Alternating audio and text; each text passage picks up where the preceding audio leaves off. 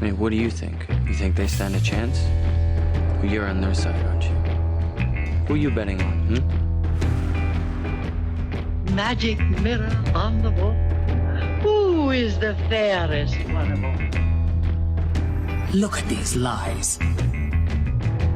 One shall stand, one shall fall. Even if one of them survives, the only way to stop him is to make another movie. Welcome, people who are watching. Welcome, patrons, to this special inaugural live episode of the Celluloid Mirror. We have never recorded live in front of an audience before, and we're doing that now for our Patreon subscribers. So if you're listening to this on your podcast platform of choice and you don't subscribe to our Patreon, just think of the joy you could have been experiencing watching us babbling live. You could see our virtual backgrounds. Those listening at home without the visual won't be able to see that I have the Condiment King. You do. Quite possibly one of the greatest kings of all time. My favorite king. And Sean, what do you have behind you? I have a promo shot from the 1997 failed Justice League of America pilot, which happened to just sort of relevant to the news right now. Co-starred right here over my shoulder in green, Michelle Hurd, who's one of the SAG-AFTRA negotiators for the when it comes to the current strike. So, you know, that's cool. And then the other people did stuff too, I'm sure.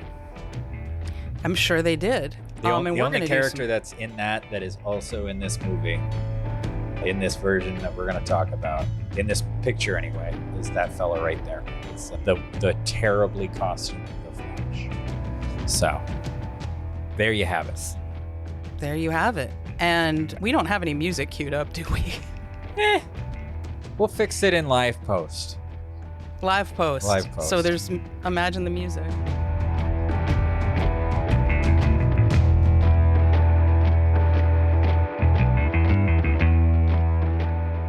Welcome to the Celluloid Mirror. I am one of your hosts, Nicole. And I am Sean, the other host. On the Celluloid Mirror, we take two films and look at what they reflect about each other, the audience, and our culture at large. Today, we're talking about Zack Snyder's Justice League, Justice is Gray edition, and Steven Spielberg's Schindler's List. We will start by giving a brief synopsis of each film. We'll discuss our responses to the films as well as the critical response, and then we will dive in on what these films say about each other and the audience watching. So, say a lot about the audience watching.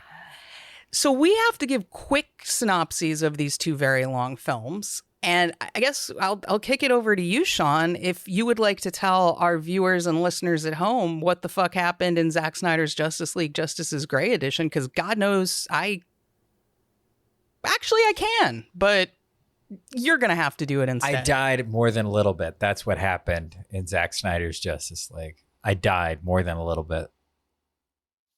I'll talk more about my reaction to the film later because that's part of the show. But I'll just synopsize briefly. Now, it's 4 hours of screen time. It is not 4 hours of story, which is fortunate for us because I can summarize it a little bit more easily. Basically, what happens in Justice League is Superman is dead. He died in a previous film, Batman versus Superman. We see a shot of that at the beginning. And that, his death cry, I guess, awakens these alien devices called mother boxes, which I would have many things to say about later. And then they call in some aliens, and the aliens are like, sweet, there's no Superman, even though we never met him. Now we don't have to worry about him. There's no Superman, and we're going to invade because Earth is a special magical place that needs to be invaded for this really poorly explained reason, at least in the movie. So Batman, for whatever reason, realizes this is coming and starts trying to put together the Justice League team because he is aware that some of these people exist. He'd met Wonder Woman in the previous film, and then there is also Barry Allen, the Flash, who is this sort of bumbling science kid who kind of wants to who really wants to save his dad from prison for killing his mom, but he doesn't think his dad killed his mom. That's a whole other thing that I'm not going to get into. There's super broy Aquaman, played by just big slab of man meat that is Jason Momoa. And there is the terrible CGI on Ray Fisher that they're using as an excuse for Cyborg.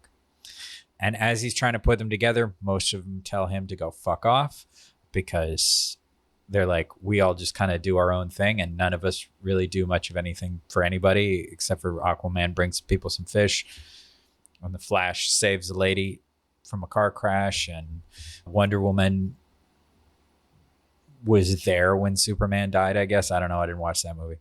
And Cyborg is just sad, probably because of his terrible CGI. They all tell him to fuck off. And then through various little plot things, they kind of all come together way too late in the movie, decide that the only way that they're going to really stop these invaders from the planet Apocalypse after they have a single showdown with them is that they have to bring Superman back to life. So they do that. Superman just lays the beat down on them as he awakens. He's just like, I'm gonna fuck everybody up. Then Lois shows up and he's like, oh, my boner made me peaceful. He flies off with Lois while everybody else is like, well, fuck, what are we gonna do? Maybe he'll show up at the end. They go off to stop the final zappy thing, which is basically that it's basically the same as the Avengers movie. Like, he's going to bring a whole army through a gate. He's already got some army there, but he's bringing a whole army through a gate. So they're fighting that off somewhere in Eastern Europe, I think. Then Superman decides to show up, lays the beat down on the aliens. They win and kind of threaten the aliens with, don't come around here, we'll fuck you up too. And then the aliens are like, well, fine. Well, we don't have the portal to go through. We'll just fly there because that's what we're going to do. And then there's like 20 million epilogues, including one that I'll have things to say about later, where it's basically some post-apocalyptic thing that happens later on where they're all running away from a Superman who is like working for the villains, and the Joker is there, and it's stupid. And it's a dream. Is that the one? Oh, that one's a dream. Right. They made, I gotta bite my tongue, but I will just say, this is, of the 25 epilogues, this is the one where Batman says the fuck word, and they brought back Jared Leto as the fucking Joker. And then it wasn't even something that really happened. It was just Batman's stupid nightmare. And I'm like, I can't believe you made me watch like 20 minutes of this garbage. I have notes about that. But yeah, no, it's just, it goes on and on. But that's really like, that's as much plot as there is, which you could do. And they did end up doing in like half the time. Like, I'm not really selling it short by describing it like that. That is, I in fact, maybe am giving it too much credit for having a plot. Yeah, so that's what happened in that movie. Yeah. The other movie we're talking about today is Steven Spielberg's Schindler's List. What happens in that movie, Nicole? Well, it's World War II. We're in Krakow. Jews are all in the Krakow ghetto. Oskar Schindler comes to town. He's a not Jewish German dude, war profiteer, basically. He wants to set up an enamel factory. He wants to hire Jews to work there because it's cheaper. He hires a accountant named Isaac Stern, who's played by Ben Kingsley. Schindler is famously played by Liam Neeson, to help arrange this. And so initially, business relationship born of greed and opportunism. Slowly over the course of the 3+ hours of this movie, turns into him actually giving a shit about what his party. He is a member of the Nazi party. He's wearing the pin and everything. He's kind of like, oh, this is pretty bad, isn't it? Oh, they're not really gonna just chill out a little bit. This is really bad. And he discovers it's really bad in the massacre of the ghetto, especially because he sees this one little girl who he takes interest in and then later sees her corpse. So he's like, oh my God, they killed this special little girl I cared about for some reason. I realize I sound very dismissive while talking about Schindler's List, and I feel a little bit bad about that. I'm not trying to be glib about it or not take it seriously. I do have a lot of criticisms of this film, which we'll get into. There's a reason I had not seen it until now, but let's get through the synopsis first. So after that, Schindler's like, I'm gonna have a munitions factory and I want to have Jews there. And so he bribes this like really sadistic Nazi guard, which, you know, is redundant, obviously, played by Ralph Fiennes. Goeth is his name, I think, right? Am I pronouncing that right? Or Goeth, it might be Goeth. The way it's pronounced. I can't remember. Goeth. So Eamon Goeth, I think his name is. He has to bribe him to be able to keep his Jews, like the special Jews he gives a shit about because they were working in his other factory.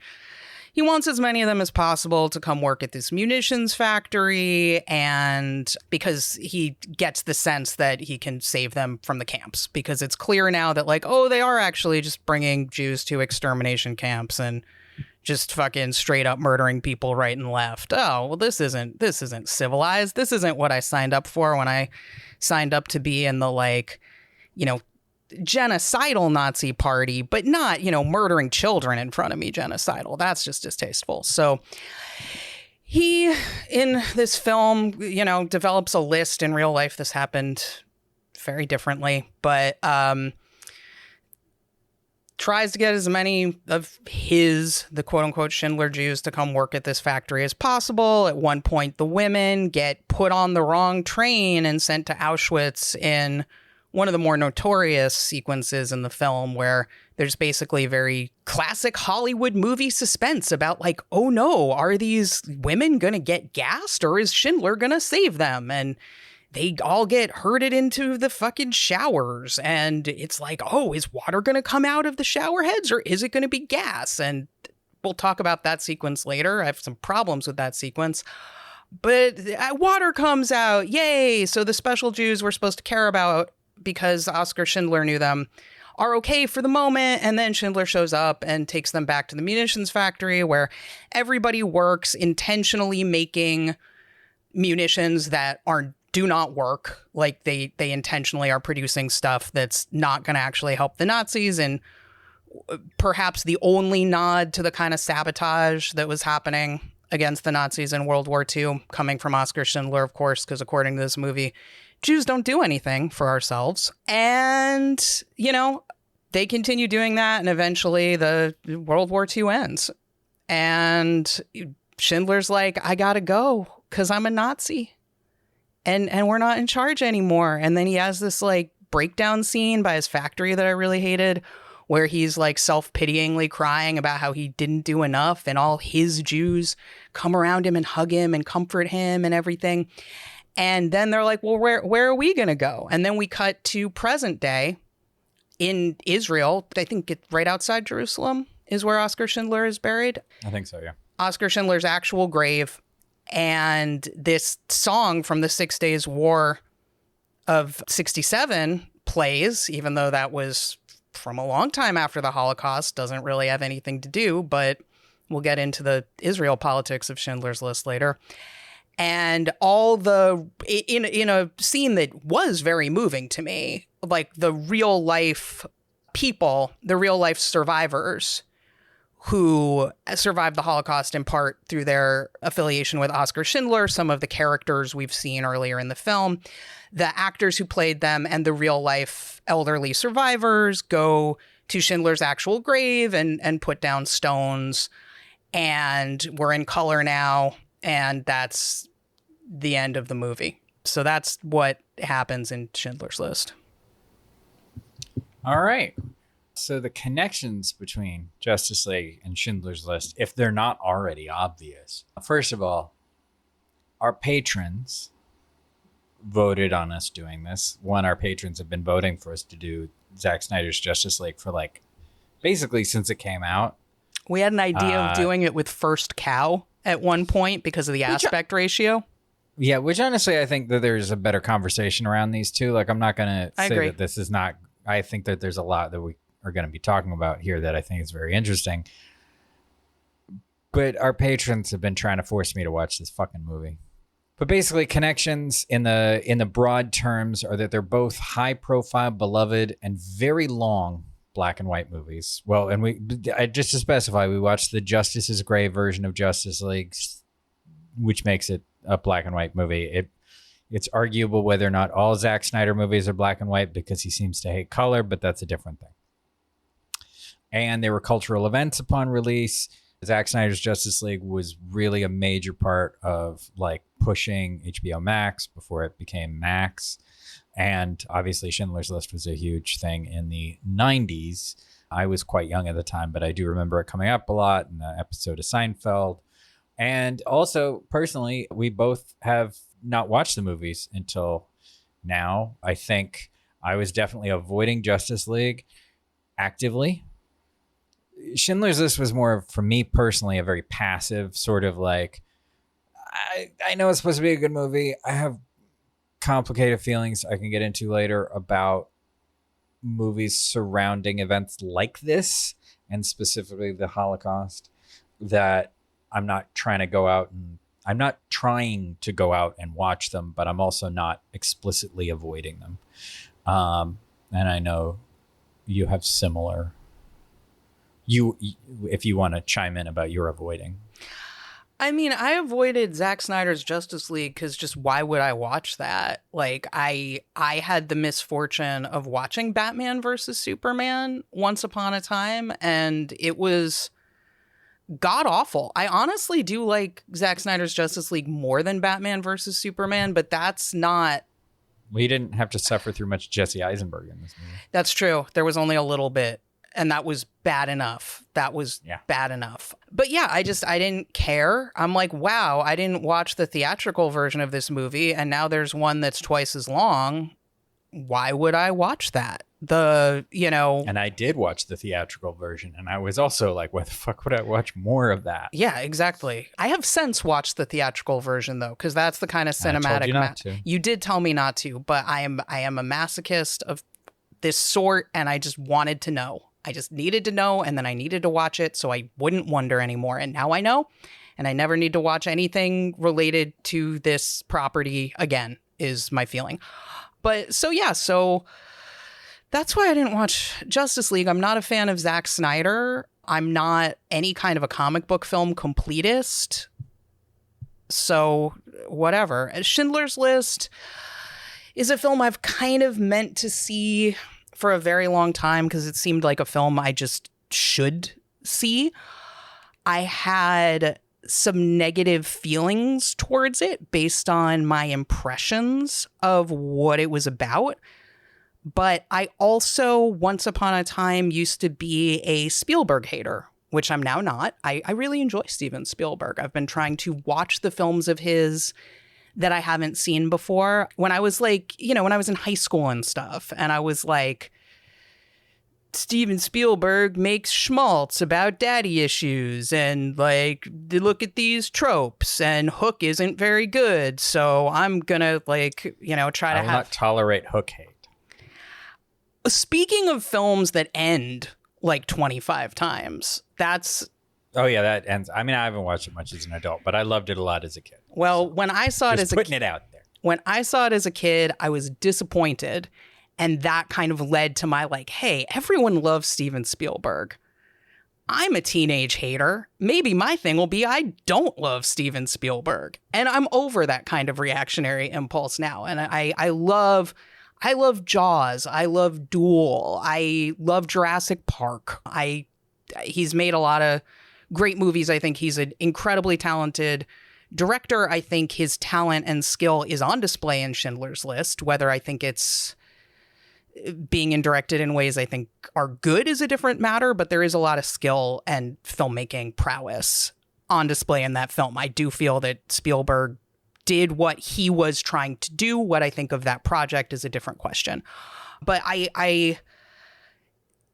the other reasons I hesitated to watch it, I think, are just the obvious reasons of it's a 3-hour-long movie about the Holocaust. That's not exactly, that's not light viewing, right? That's something I need to prep myself for, find a time where I just have a block of time like that I am prepared to invest in a way that's going to be emotionally taxing, you know? And so that's not something where on a weekend, I'm just like, oh, what should we watch tonight? Let's just throw on Schindler's List. Like, that's not going to happen.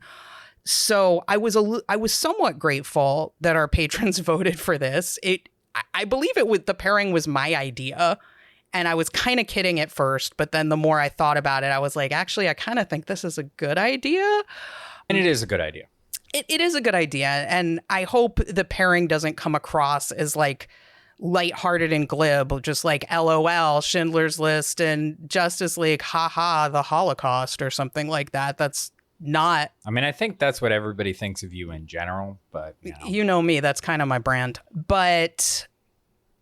So this was a good opportunity for me to make the time, make the focus to actually watch Schindler's List. And I went into it wondering if all these impressions I'd built up in my ignorance over the past decades, right, of like what this film's project was, what my issues with it were going to be, I really went into it with about as open a mind as I could. And for a while, I was like, am I going to love this movie? Maybe I'm going to love this movie. I'm going to just give Spielberg the benefit of the doubt and go along for the ride of what he's doing here. And I do think on a technical level, there is a ton to admire, you know, on a filmmaking level. If you are a filmmaker or if you are a person who is interested in and loves the medium of film, there is a lot to geek out about in this movie. There is a lot of interesting and well-executed filmcraft, for sure. I left, as the movie went on, I kind of liked it less and less. As it more and more becomes the story of great man Schindler, it becomes more and more clear that we don't really have Jewish characters in this movie. It becomes more and more clear that the movie really subscribes to a lot of really damaging anti-Semitic tropes. Like, honestly, if I did not know who directed this film and I watched it, I would think it was not a Jewish person who directed this film, because it comes across as so just straight up anti-Semitic to me in terms of how Jews are portrayed as abject victims. There is no discussion or even reference in this film to any Jewish resistance, which There's was the whole character who's in the Jewish resistance. There's the guy with they got the underground tunnel that he's trying to get the woman to go through. Isn't he part of the resistance? we don't see any of that. It's only like, well, you don't see any of it, but he's there. does he explain any of that? Do they talk about the Warsaw Ghetto Uprising or any ghetto uprisings? Do you see any armed Jewish people? Do you see any? The one thing, I mean, I'm not trying to argue with you that it's not there. I'm just saying that, like, there was some reference. okay. I mean, I feel you can watch that film, and if you don't know some of the context, you would have no idea that Jews were organizing amongst themselves and getting anything done. Yeah, that's definitely possible in the context of the film to miss that.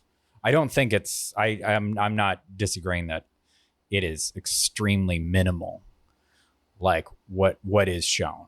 And it's just that one guy who seems to be motivated towards it, and he's connected with Schindler there. But yeah, I mean, part of it is also in real life, there was a lot of connection and discussion between Nazi resistance and Schindler. He wasn't like this one guy working by himself. He was talking and meeting and discussing things openly of the sort that you don't hear him say in this film. I feel like the film makes him more enigmatic than he actually was in real life, which I think is a problematic choice. The Jewish characters we see are largely portrayed as very passive. There's a lot of like, I don't appreciate the like money lenders in the fucking church, like having their little like financial conversations, not because that shit didn't happen, but because basically all the stuff we see of Jewish life is these stereotypes. You see when the Nazis are coming, you see people like making their kids swallow jewels and things like that. You see people scrambling to protect their possessions. There are multiple scenes where somebody Jewish is trying to hide and other Jews are like, get out of here. There's only space for us. You see Jews repeatedly acting selfishly and greedily. And those are human behaviors. My argument isn't that nobody behaved that way or you can't depict that. My problem is that you don't see very much else. And that paints to me a really disturbing picture that left me feeling really angry.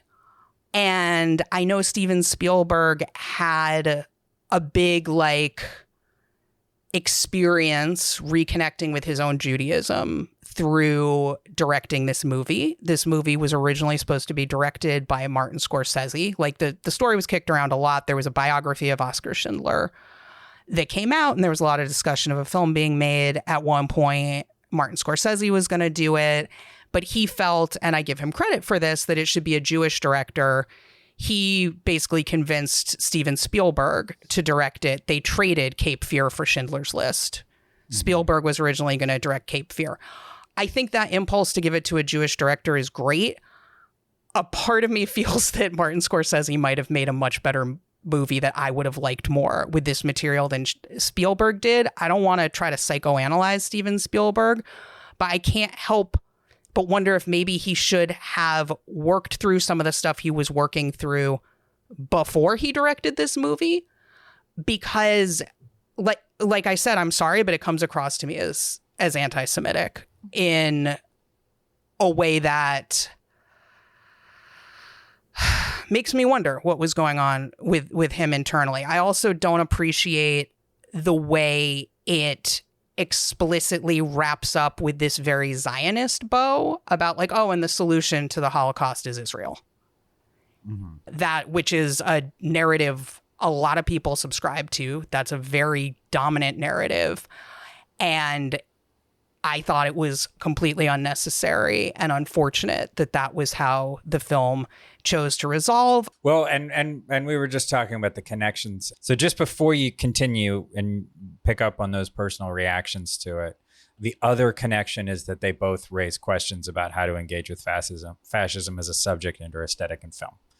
Just wanted to touch on that because we're going to talk about that a lot. But Yeah. Please continue with your reaction to Schindler and then jump on Justice League. I think as many people have pointed out that doing like traditional classic Hollywood drama around real life atrocities, whether it's the Holocaust or anything else, you know, whether it's the genocide of indigenous people or, you know, chattel slavery or any of the other like atrocities, genocidal atrocities that have occurred that happened to real people and are real people's history. Like this is within living history for my family, you know. This is my family's history to a degree here. This is real life stuff, and I think turning it into suspense, there is something really, you know, usually when I say perverse, I mean it in a good way. But I'm going to say perverse in a bad way, just for lack of a better word right now, about that. That's Haneke's criticism of the film, basically, is that. And I agree with it. I don't necessarily, we're going to talk about some other critiques of the film later. I don't necessarily subscribe to, for example, Claude Lanzmann, the director of Shoah. He trashed Schindler's List and has a lot of very, very specific ideas about how you should or should not make movies about the Holocaust. I don't necessarily have some rigid position like that of like, you have to do it this way. If you do it this way, it's counterproductive and bad. I'm a lot more open. I don't really know. I have questions. I think these are difficult things to think through and talk about, and artistic responsibility and how to wield that. You know, I don't think I have the answers, but I have a lot of problems with how Schindler's List chose to approach this material. And what was your reaction to Justice League? I mean, I thought it sucked. I thought it was really long. I watched it over the course of like 4 different days. I'd watch like an hour of it at a time. And I thought it sucked, and I thought it was fashy. I don't think Zack Snyder is a fascist. I don't think Zack Snyder is trying to make right-wing propaganda. I think Zack Snyder is a meathead who likes what he likes, has absorbed a bunch of cultural stuff, and hasn't spent 2 seconds thinking about or analyzing any of it. And so he ends up making this fucking Justice League movie that looks like it was shot by Leni Riefenstahl. That's what I think about Justice League. Okay. Yeah, I'm gonna talk about my reactions to these in the opposite order. Justice League, as I said, I was avoiding it. I am not comic book movie completist anymore, because one of the things that I think is nice is I don't really feel like I need to be anymore. They were about 10, 12 years ago. It was not as dominant as it is, but now as a lifelong comic book fan, I feel like I kind of benefit from that. There's so much of it, because now I can just be like, you know what, I'm not interested in that one. I don't have to feel like I'm missing out on these adaptations of something that I really enjoy, because there are many options now, which is nice for me in that sense. Also, just Zack Snyder has been diminishing returns since Dawn of the Dead. I watched 300 when it came out, and I fucking hated that movie. Like, I saw it like midnight showing, opening night. I did that a lot back then when that movie came out. That movie sucked, and I was so bored. And the Battle of Thermopylae should not be boring, but that was such a boring movie. I gave Watchmen a try.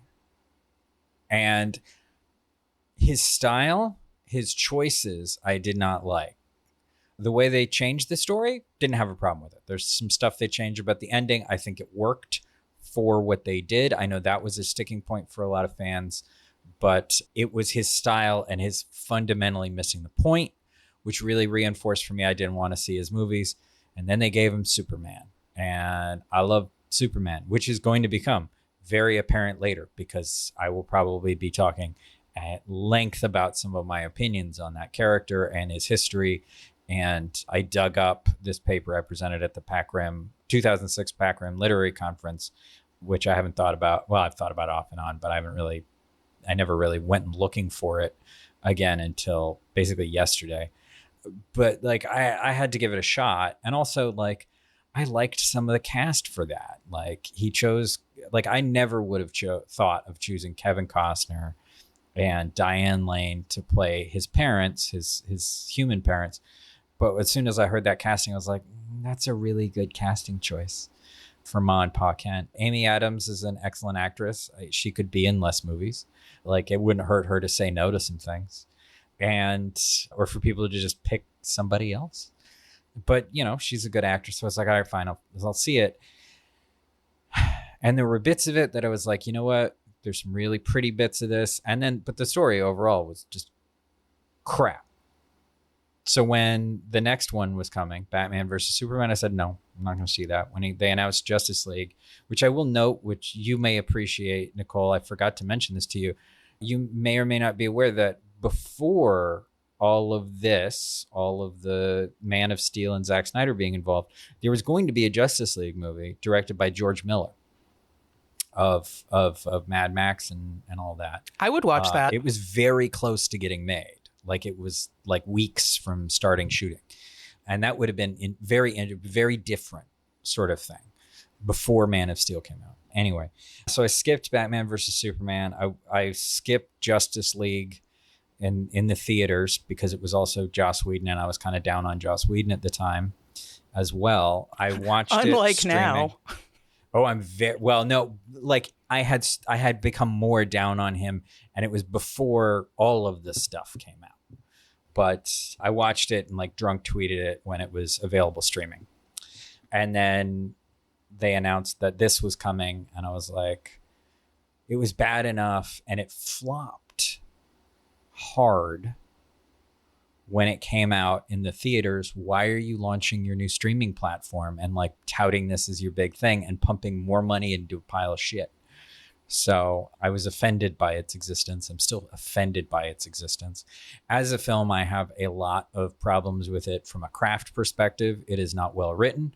It is not well directed. It is not well shot. A lot of the special effects are middling at best. And it's pumped full of little references for people like me with no substance to it, like, and with no real purpose to it. And I find that frustrating. I love layering in references to things and stuff like that. When you've got 80 years of history with certain characters, there's a lot that you can put in there as subtle things. This, it's very shallow, and I think it fundamentally misses what works about a lot of the characters. I think it fundamentally plays into some of the worst versions of these characters, most of whom have been around for decades, or all of whom have been around for decades. It is an even worse depiction of Jack Kirby's Fourth World than the theatrical version, and this is like the only like major live action version that we have of this, and that is a very vibrant sort of story world that's been reused over and over in the books and in cartoons to varying degrees of quality. But I'll talk more about that later because I think it's very relevant to the issues around fascism. I think it is an artistic failure. I think it was not an enjoyable watch. It was shockingly boring for most of it, and it's an ugly film, both in text and in how it looks. It's an ugly film, and I don't care for it. I'm offended by its existence. I have softer opinions on Schindler's List than you. I was definitely like to a certain degree worried about, I don't watch a whole lot of films that interface with the Holocaust because I think there's a threshold for, and I put this in my Letterboxd review of Schindler's List. I think like if you're going to make a film, you're never going to make something that's, even a documentary won't go that deep on it, but at least it's got the sense of being a documentary, which makes it, maybe arguably a little bit more responsible. But a fictionalized version, interaction with the Holocaust, I'm much more comfortable with when they do that and it's just purely fictional, or it's explicitly sensationalized and it's not trying to be real or depict something real about it, because then it's what you were talking about in a lot of ways, is like, if you're going to present it as a serious story and be fully serious about this, like, there's no way you're not also sensationalizing it. There's no way that you're also not fetishizing parts of it in ways, because that is how film, especially mass market film, like what Schindler's List is designed to be, is going to work. That's part of the language of cinema.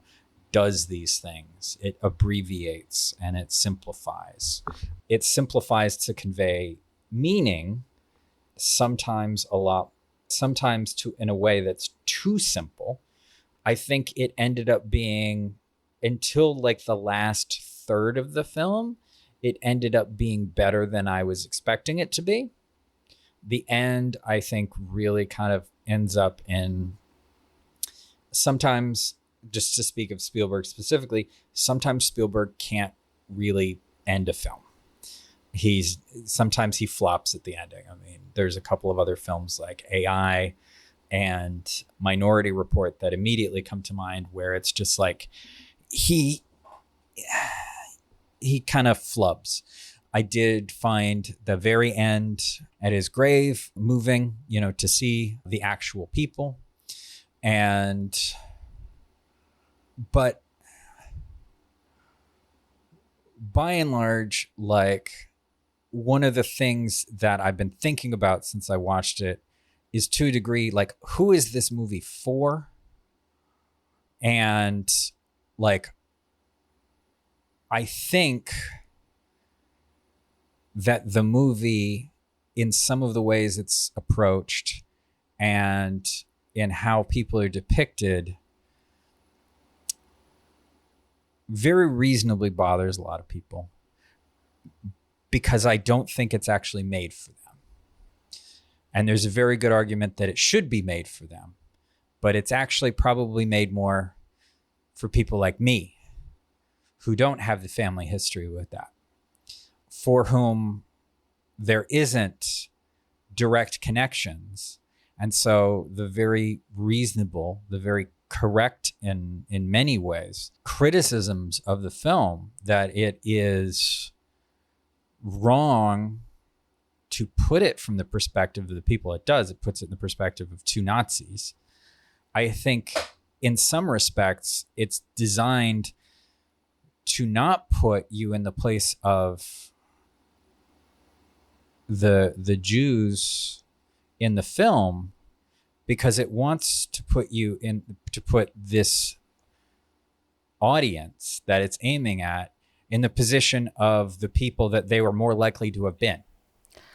I don't know if that's a conscious choice, but I that is the interpretation that I'm sort of landing towards. Sorry to interrupt. Go ahead. No, I'm interrupting you just to say that I completely agree with you. I absolutely agree. I think it's not a film for Jewish people. I think it's a film for people who might have been Nazis, in the hopes that they'll see it and feel bad and be like, I could be an Oscar Schindler and be a great man like that. And I think that is kind of Spielberg's goal, is to try to have the, whoever could have been on the oppressor side there, like, the next time this comes up, be an Oscar Schindler. And that's part of why I have such a problem with him not explicitly including examples of Jewish resistance or fully developed Jewish characters, or having the Jews depicted as full people as opposed to victims. Because I think if you're trying, consciously or not, and I agree, I don't know if this was conscious on his part, but I think how it ends up, I think you're spot on.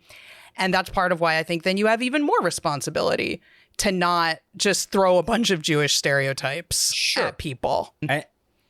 And I will say that, and sometimes this is just my own, and actually and I'm not going to say sometimes, I would say that this is definitely my own sort of not having interfaced with that as much in general in my life. A lot of those stereotypes didn't register for me. Like as I was watching it, and it's probably just because they're so embedded in a lot of culture that it just wasn't registering in a lot of ways as being that.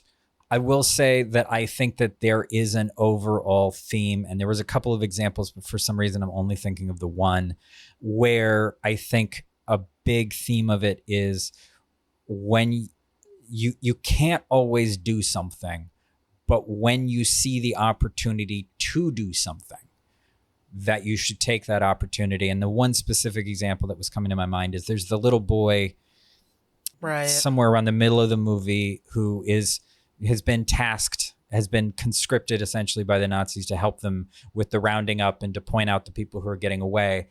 And he helps the little girl hide behind the stairs, and he goes up, and he doesn't just shove her away and let her hide and then kind of do nothing. He actively goes and he tells them there's nobody over here, everything's fine, and they go the other direction. Like, he helps her, and obviously he's helping her partly because of that personal connection, but he was taking advantage of that opportunity. And I think that's really there's a larger conversation to be had about, and I think you and I have had this specific conversation, maybe on mic, maybe not, about my opinions on whether or not a biopic or a film based on real world events, how much that should necessarily hold to those. Like, I think that what it ultimately was doing was saying that, like, here's somebody who was in a position, he was not helping, he was exploiting.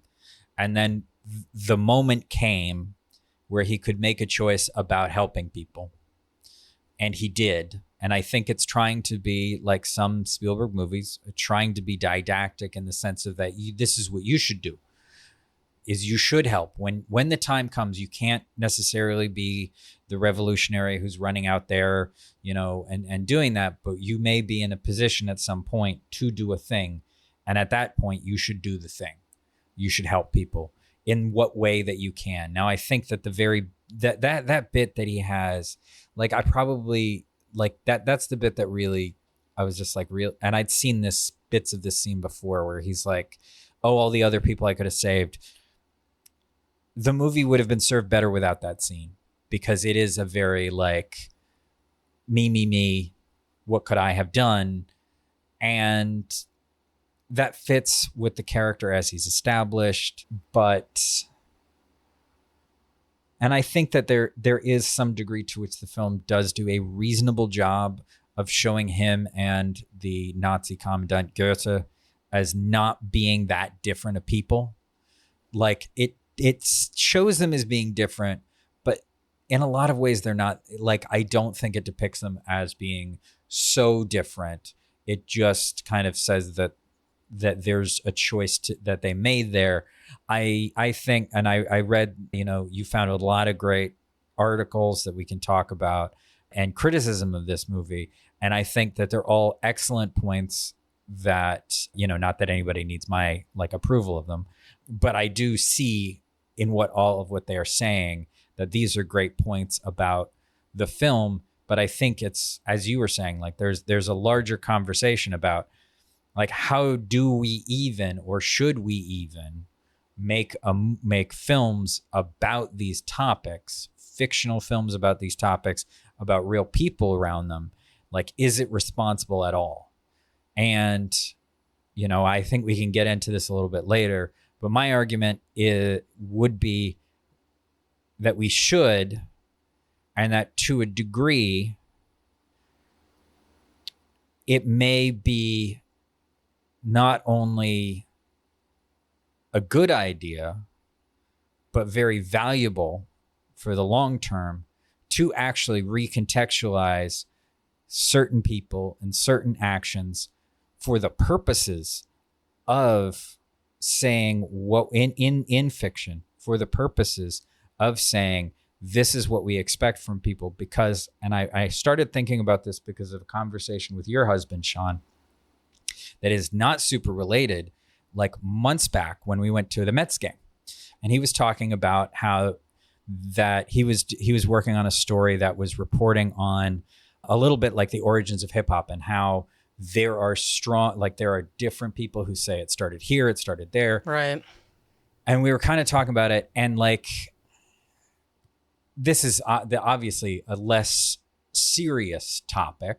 It's still like important, obviously, like where does this very influential cultural phenomenon or come from? Because that affects a lot of people.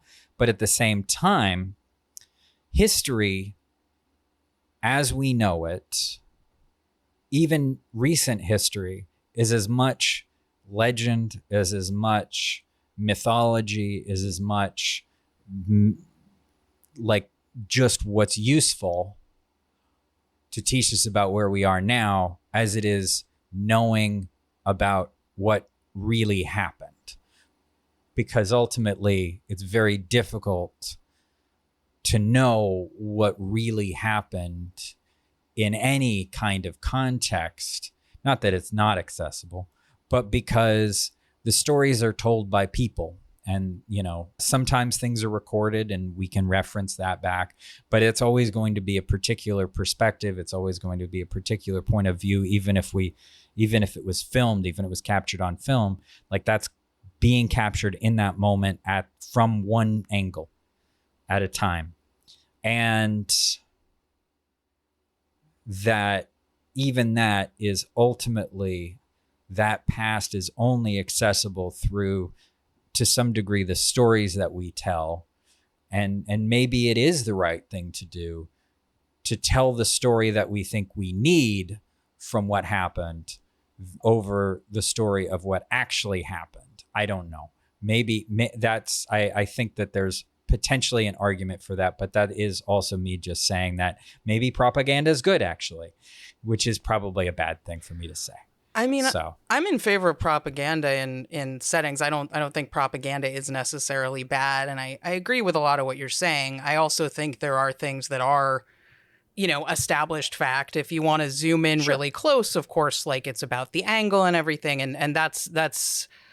I think there's a lot of interesting stuff in what you're saying, and I'm not making the argument even on balance Schindler's List is a bad contribution to our understanding of the Holocaust. I'm a little open on that, and I obviously have a lot of criticisms of it. The fact that that film has become kind of the dominant cinematic Holocaust narrative in all sorts of institutionalized ways, I think is a real problem. And one of the things I did when I watched it is, I'm not sure to what degree I can tease out analyzing the film in and of itself, if there even is such a thing, from the role that film has come to occupy in our understanding of the Holocaust. I also don't know if teasing those things out even is a thing that necessarily makes sense or is valuable.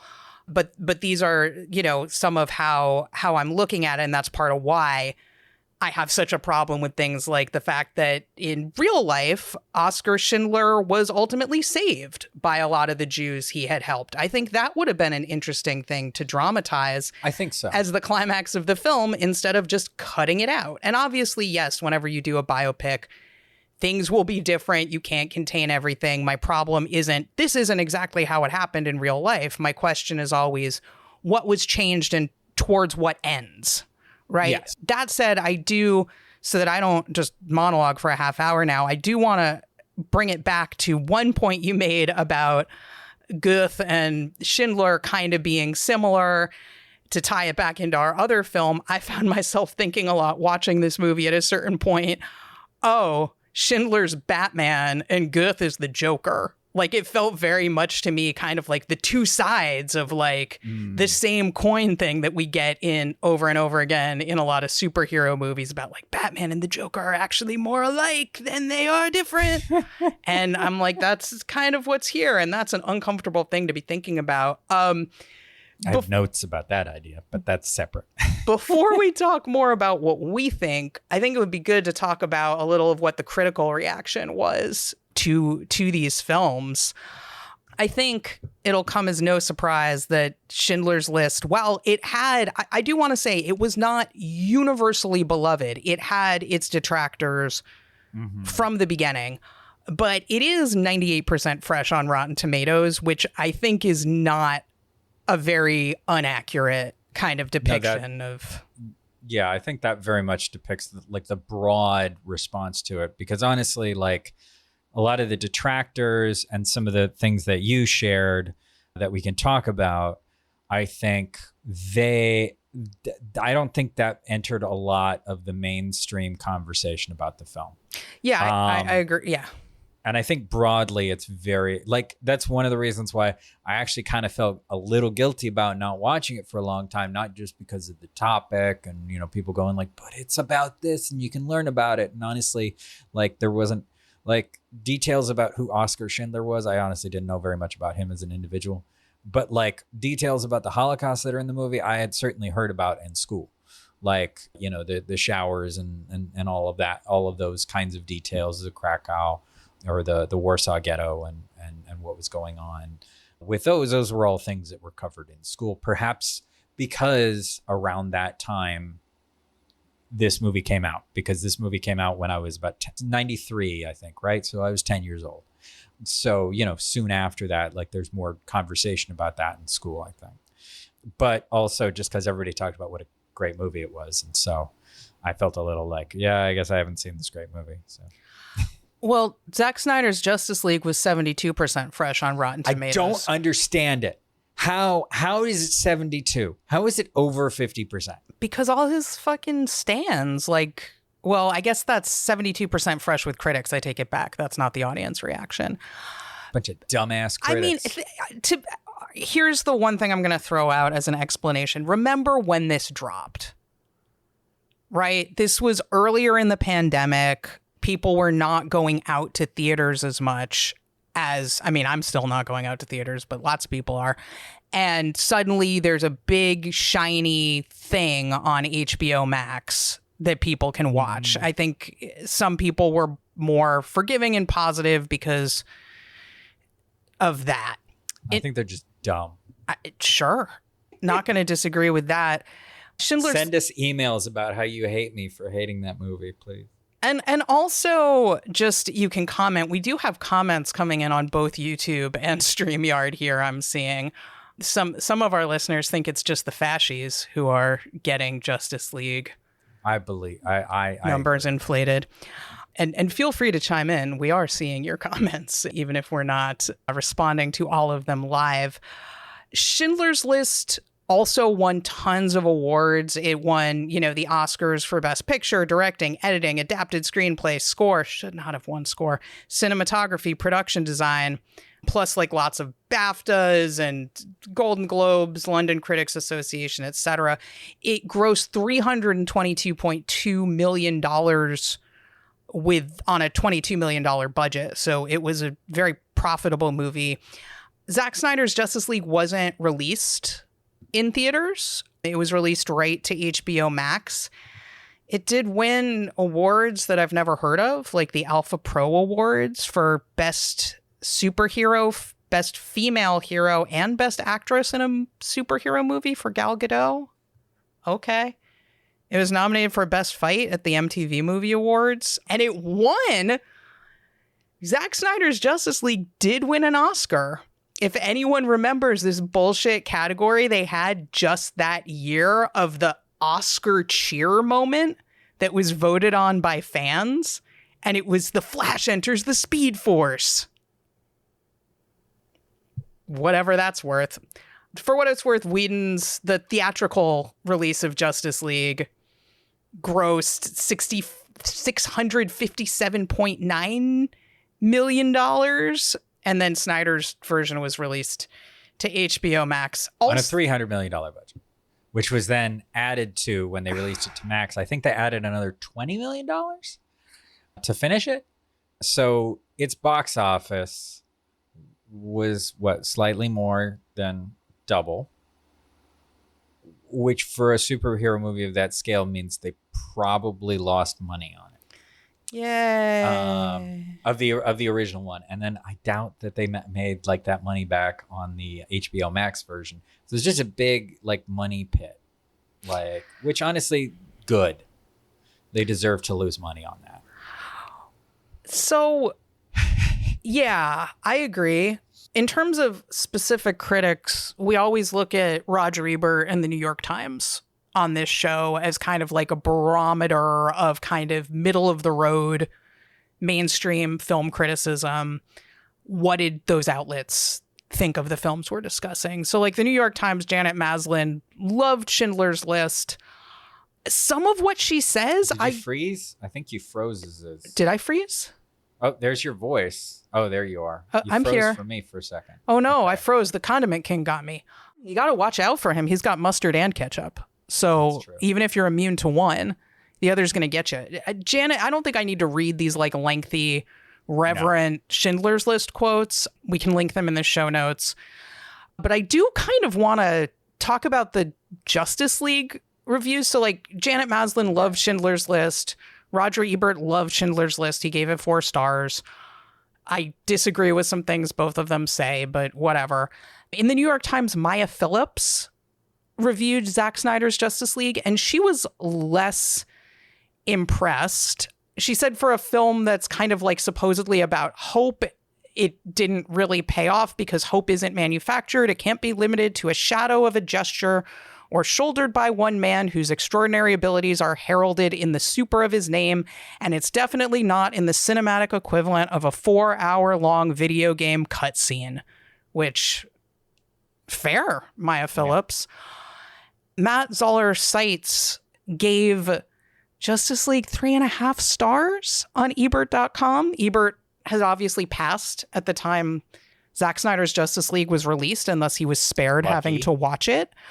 But Matt Zoller's site said, my own feelings, I give him credit, this is cute, but my own feelings are summed up in the clickhole headline, "The worst person you know just made a great point."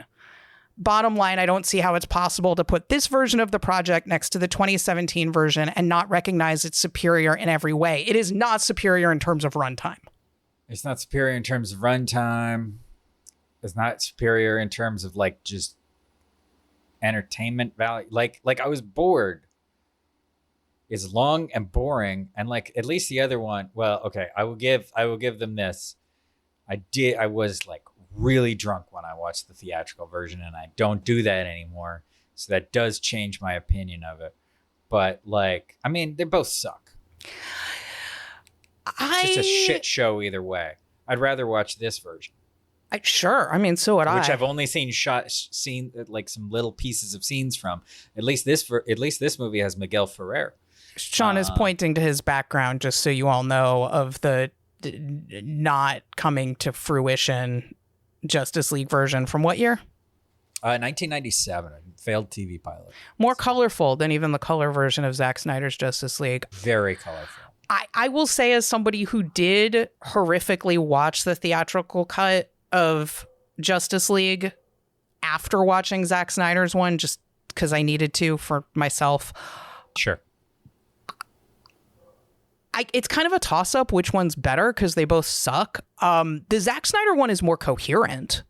The other one does feel like it went through a weed whacker. Like it's just missing chunks. But like, is that a bug or a feature? You know, because it's certainly not like I was like, oh man, I really missed that slow-mo shot of that sesame seed coming right at me when that random dude in the car. That changes everything. You know, I will say the film looks better in black and white, even though it was shot to be in color, because it just is such an ugly, ugly film that it's just like I tell students when I'm teaching beginners about like video production. And I'm like, you know what? If it looks like shit, if you put it in black and white, at least it'll look like you made an artistic choice. And you can play with the contrast a little maybe and like get something that at least looks... Somebody could have told them they could do that. That would be great. They didn't tell them they could do that. They didn't tell them. They took the file, they threw it into QuickTime, they turned the saturation all the way down, and that's all they did to make it black and white. It is. You know what I think it's time for, though? I know we've time for an ad break? Yeah, we've got a lot more to discuss, but I think it's time for an ad break. If you've ever been told that an idea of yours, no matter how great it is, won't get made because it's too expensive, something Sean and I know nothing about. We basically just have a blank check for all our very expensive ideas. But for those of you who aren't as fortunate, we do have an opportunity for you to prove those doubters wrong. This Will Never Get Made is the debut short film of writer and actor Daniel Lopez about a young, ambitious filmmaker trying to get a big-time producer to make his film, coming up with crafty, albeit homemade, ways to make it happen.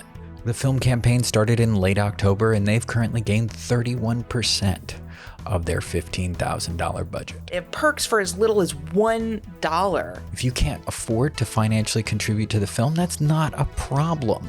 They have in-kind contributions available. You can even follow the film and share the Seed and Spark page on your social media accounts at no cost to you.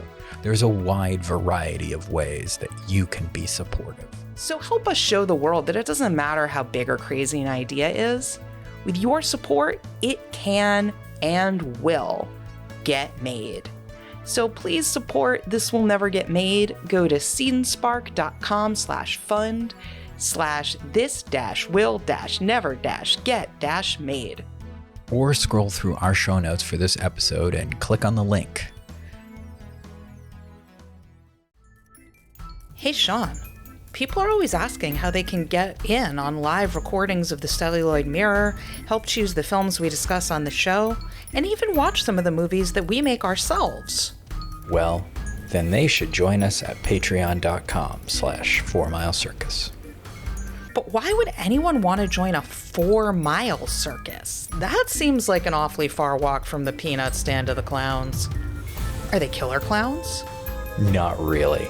The only clowns are us, as it is only a figurative circus.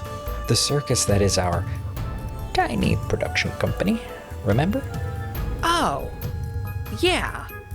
So if they join our Patreon, they will be directly supporting our weirdo low-budget productions, from this very podcast to anti-capitalist horror comedies about telekinetic sex workers, to surrealistic shorts about metal girls finding peace thanks to a rubber ducky, and even animated monster movies in which the real horror is gender reveal parties. They sure will, and thank God, because we need all the help we can get. By way of gratitude, our patrons also get access to all kinds of BTS and production updates, tutorials developed from our decades of experience as media educators, all kinds of writing including Nicole's ongoing examination of commercial phone sex in film, and my serialized sci-fi novels, and tons of stuff you might like if any of that sounds interesting to you. We even have patron-only watch parties and game nights and other live events, as well as a Discord server. And merch, don't forget the exclusive merch. Hoodies, mugs, prints. Wow, I don't know how anyone could afford to pass this up. You'd better visit us at patreon.com/4milecircus to learn more about what you may be missing. Patreon.com/4milecircus. You won't be sorry. Probably.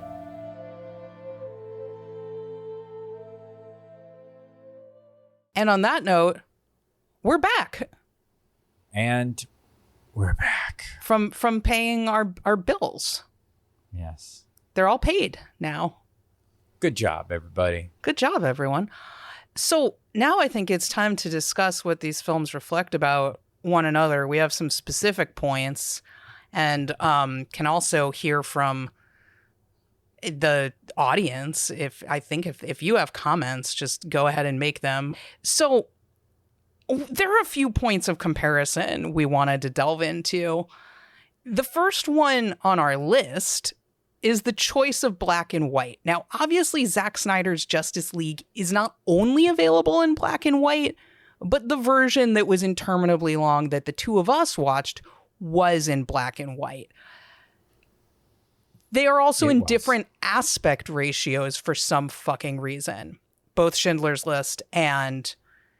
What's the aspect ratio on Schindler's List again? I think it's just like 16:9. It's just 16:9, right? I think it's just 16:9. For a second, I was like, it's not 4:3, right? No, it's not. No.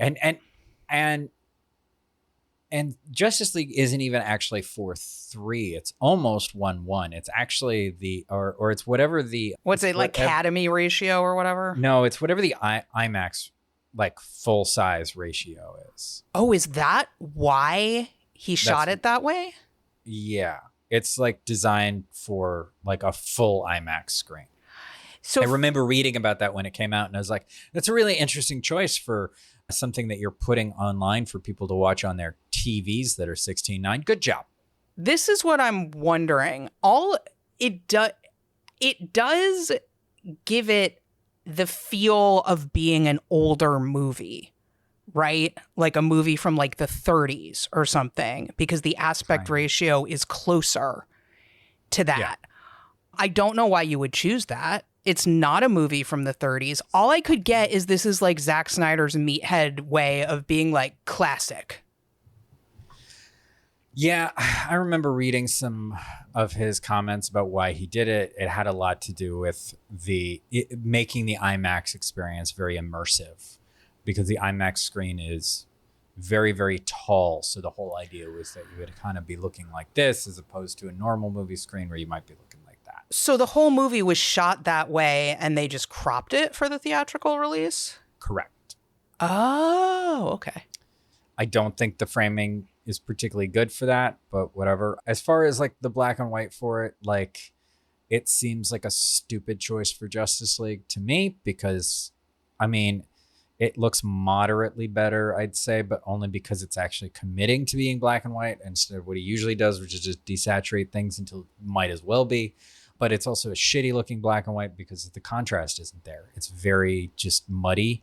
It would not take that much, I believe, in the chat here, we got the comment red filter, which I think was a reference to the way to do the black and white.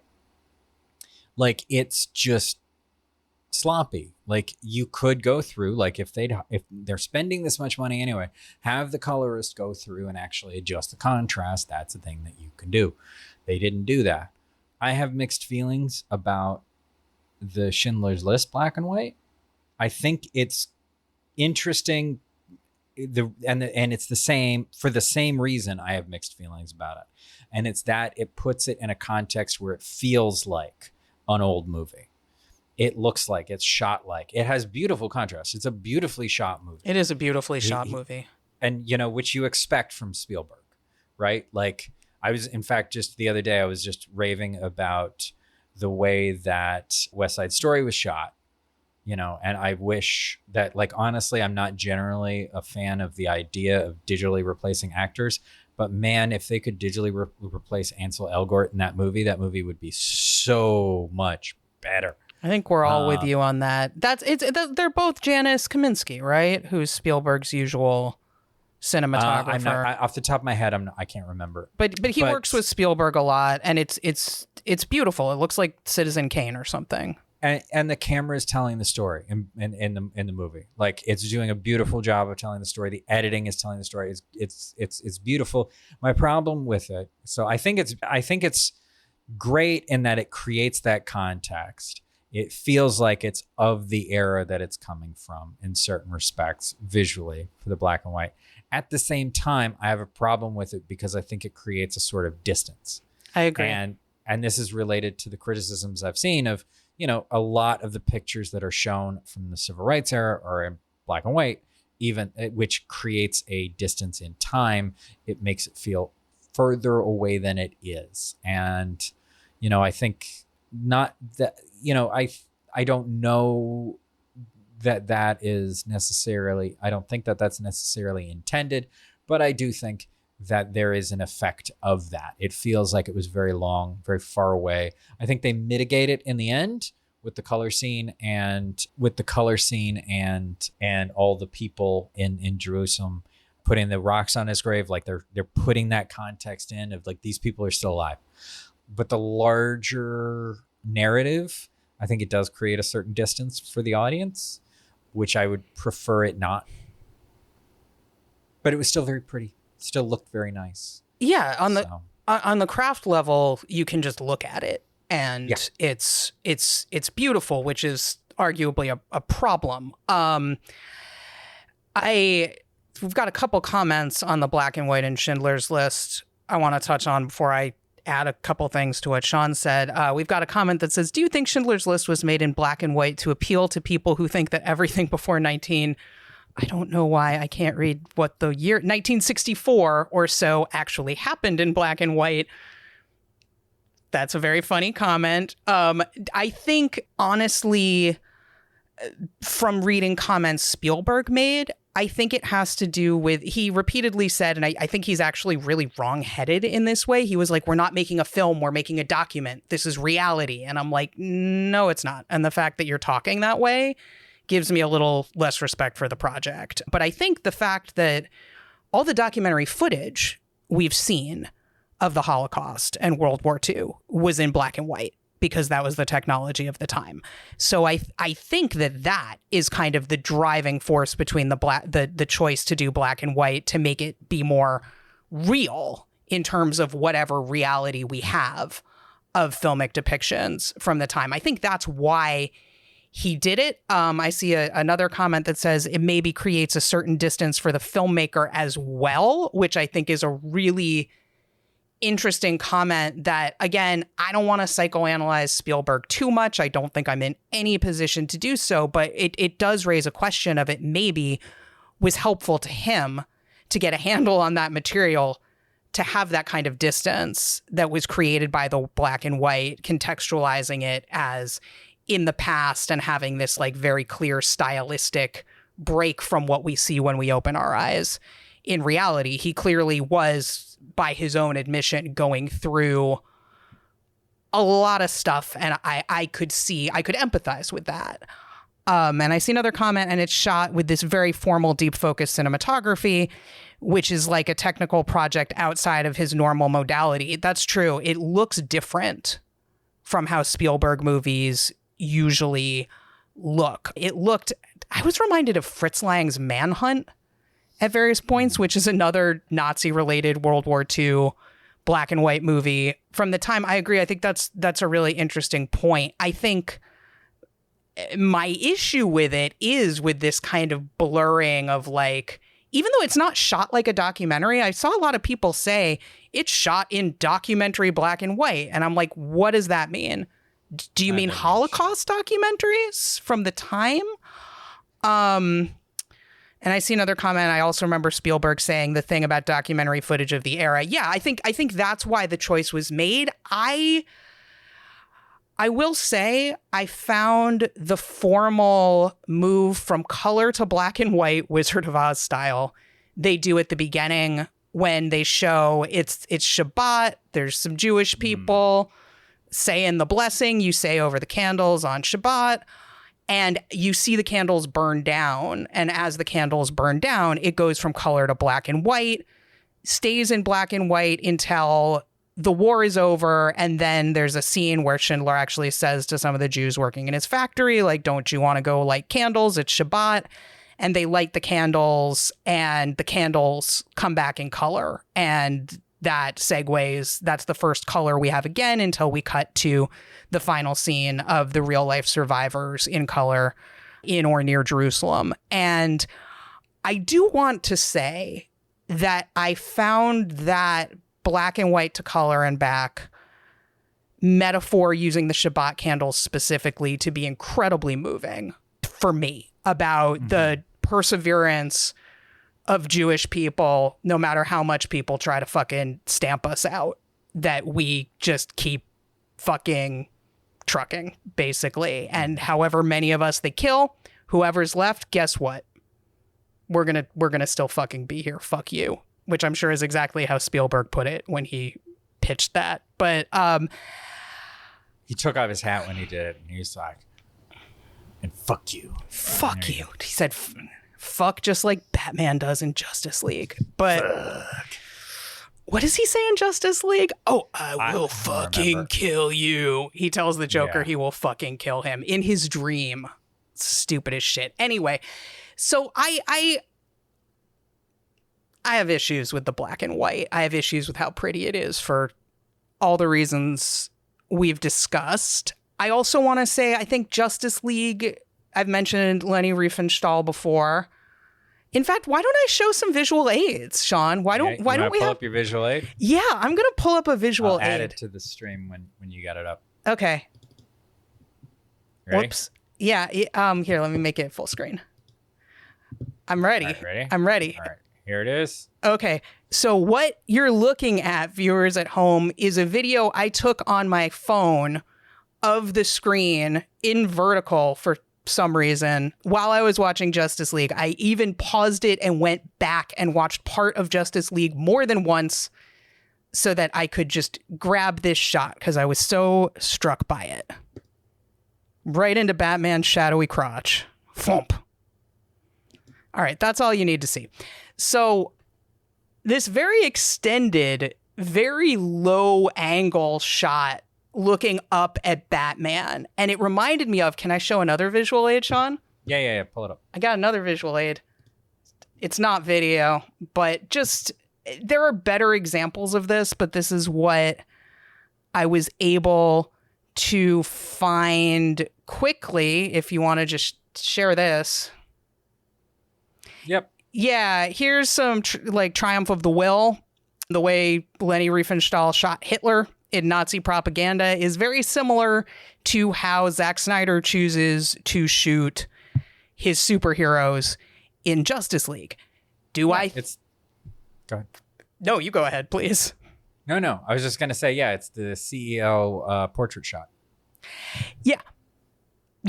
I don't think Zack Snyder was consciously trying to inject Nazi aesthetics. Again, I think he's just too incurious to think about why he's getting hard basically, when he sees that shot of Batman. I do want to point out, they do make a point that there's a big shadow on his crotch because I think Zack Snyder is very afraid of the human body.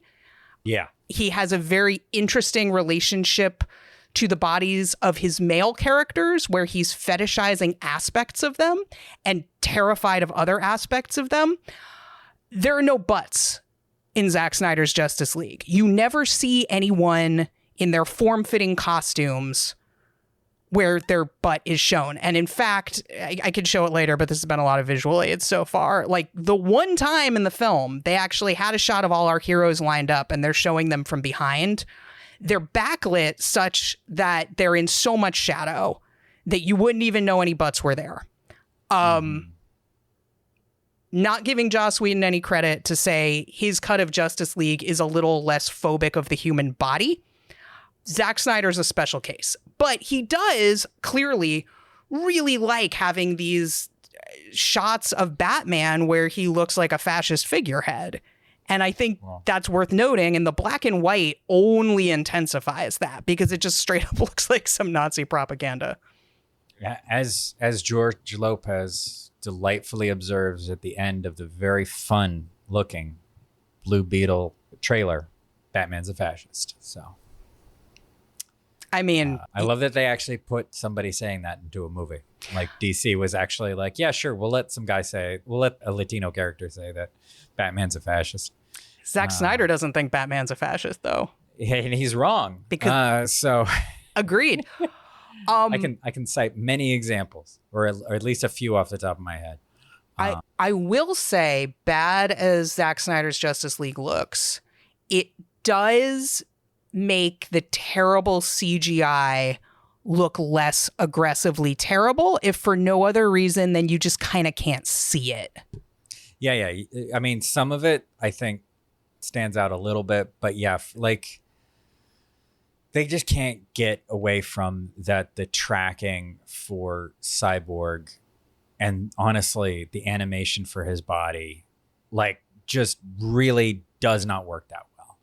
Like, that was something that just shocked me in the theatrical cut. I was just like, they let something that looks that bad just go out to theaters. Because I think they did improve it for the Snyder version, or maybe I was just used to it. Che on the chat here gave one of the examples of Batman being a fascist. Remember that time that black billionaire Lucius Fox quit working with Batman because he just got a little too fashy. Dark Knight reference. Mm-hmm. So I do agree that the CGI looked better in Zack Snyder's version, and I don't know what exactly accounts for that. I don't know if they redid stuff or if it just looked better in black and white. Do you want to see what I thought the coolest shot in the movie was when I was watching it? Let's see it. Let's see it. Cue it up. You ready? Yeah, not the part with Jesse Eisenberg. What they cut to. For a second, I was like, oh, that looks kind of cool. It's all ready. All right, this is more video of my TV screen as I was watching Justice League all alone because my husband wisely absolutely refused to watch this shit with me, except for when he occasionally would wander in and be like, what the fuck is happening? And I'd try to explain. He'd be like, well, that sounds stupid. And I was like, it is. So here we go. This is a scene that at one point I was like, oh, that looks kind of cool. Not this. There we go. I thought the sparkly boxes. This is when I thought maybe it was in the Hellraiser universe. I mean, yeah, I got notes. I liked, see how because it's black and white, you can't see anything that's happening except for like reflections and sparkly light. Yeah. I was like, oh, it's a Cenobite. And he's got 3 lament configurations, and he's gonna juggle them, and they're gonna suck the Justice League into a so not Christian hell. It would have been so much better. This guy looks worse. This is the coolest shot of him. Darkseid. This is Darkseid, right? No, this is Steppenwolf. No, that's Steppenwolf. That's Steppenwolf. Yeah, being used in a way that is not. Yeah, I'm not going to get into that yet. I'll get into that later. I'll touch on that later. But I'm coming back to that. I told you when I was watching the theatrical version, my husband Sean did come in the room at one point and say that Steppenwolf looked like a Thanos spirit Halloween costume, which is true. That's what he looks like in color. So this is better. At least this, you're like, this is a little mysterious. I don't know. I think they did improve his CGI for the Zack Snyder version too. I think they changed his costume a little bit. People are asking, are these sugar cubes, disco cubes, energon cubes? They're not lament configurations, unfortunately, which is what I was hoping. Mother boxes. Mother boxes. Which I'll get to it. I'm going to get to it. Well, we'll get to it later. We got other things to talk about, but I will go in full on rant about that stuff. Let's talk about the duration of both films real quick. I'm sure we'll talk more about the black and white, but they're both really fucking long. I will say, for all my criticisms of Schindler's List, I don't actually think it's too long. I was not bored at all. I thought it needed to be that length. I would have liked to structure it differently. I would have liked to highlight other aspects of the actual real world story and all that. But in terms of like just plain old length, I thought the length was completely appropriate to the project. That is not one of my criticisms with it. Zack Snyder's Justice League wasn't a movie. Agreed. Zack Snyder's Justice League is actually a lot like, and this is just occurring to me right now, it's a lot like the TV shows that we're getting out of Marvel and Star Wars, in that it's a movie that should just be an hour and a half, maybe 2 hours, that has been stretched out to be series length. You know, it's 4 hours long. You know, that's about a short mini series. It doesn't have enough story to fill it. And I hate that because it is kind of designed with a little bit of like an episodic, like chapter 1, blah, blah, blah. It's got multiple chapters. 6, I believe. One for each member of the Justice League, with titles that I forgot existed until... And they're stupid. They are. It's like The New Day, Justice is Here. I don't fucking remember. Nothing that added anything. And the thing is that like the thing that bothers me about it, and this is related to like what's bothering me about TV a little bit in general, or that kind of TV, is that it's a bunch of episodes that mostly have nothing happening. There's a larger overarching story happening, but it could be accomplished much shorter if you're just telling that one story. But like 15 years ago, we were getting TV series where I'd watch one episode and I'd feel, and it would end, and it'd be like, God, how long have I been watching? Did I just watch like 4 episodes? No, I'd watched one episode of a show, and it was just that packed with story. Like there was just that much going on, that much development going on, and it was still serving a larger arc for like a 20 episode season.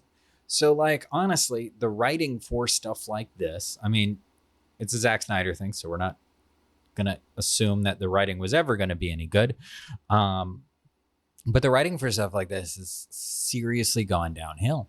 Like they just don't develop enough with the story, and I wouldn't be opposed to doing like a 4-hour version of something like that if they really did the story, if they really went into it. And there's a lot you could do with what's there.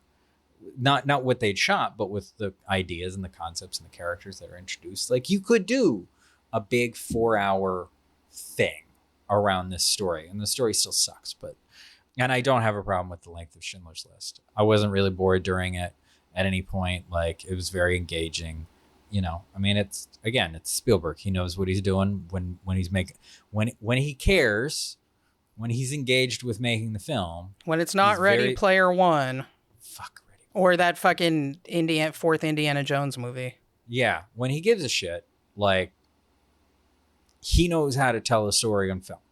He knows what he's doing, and he definitely knew what he was doing at that film.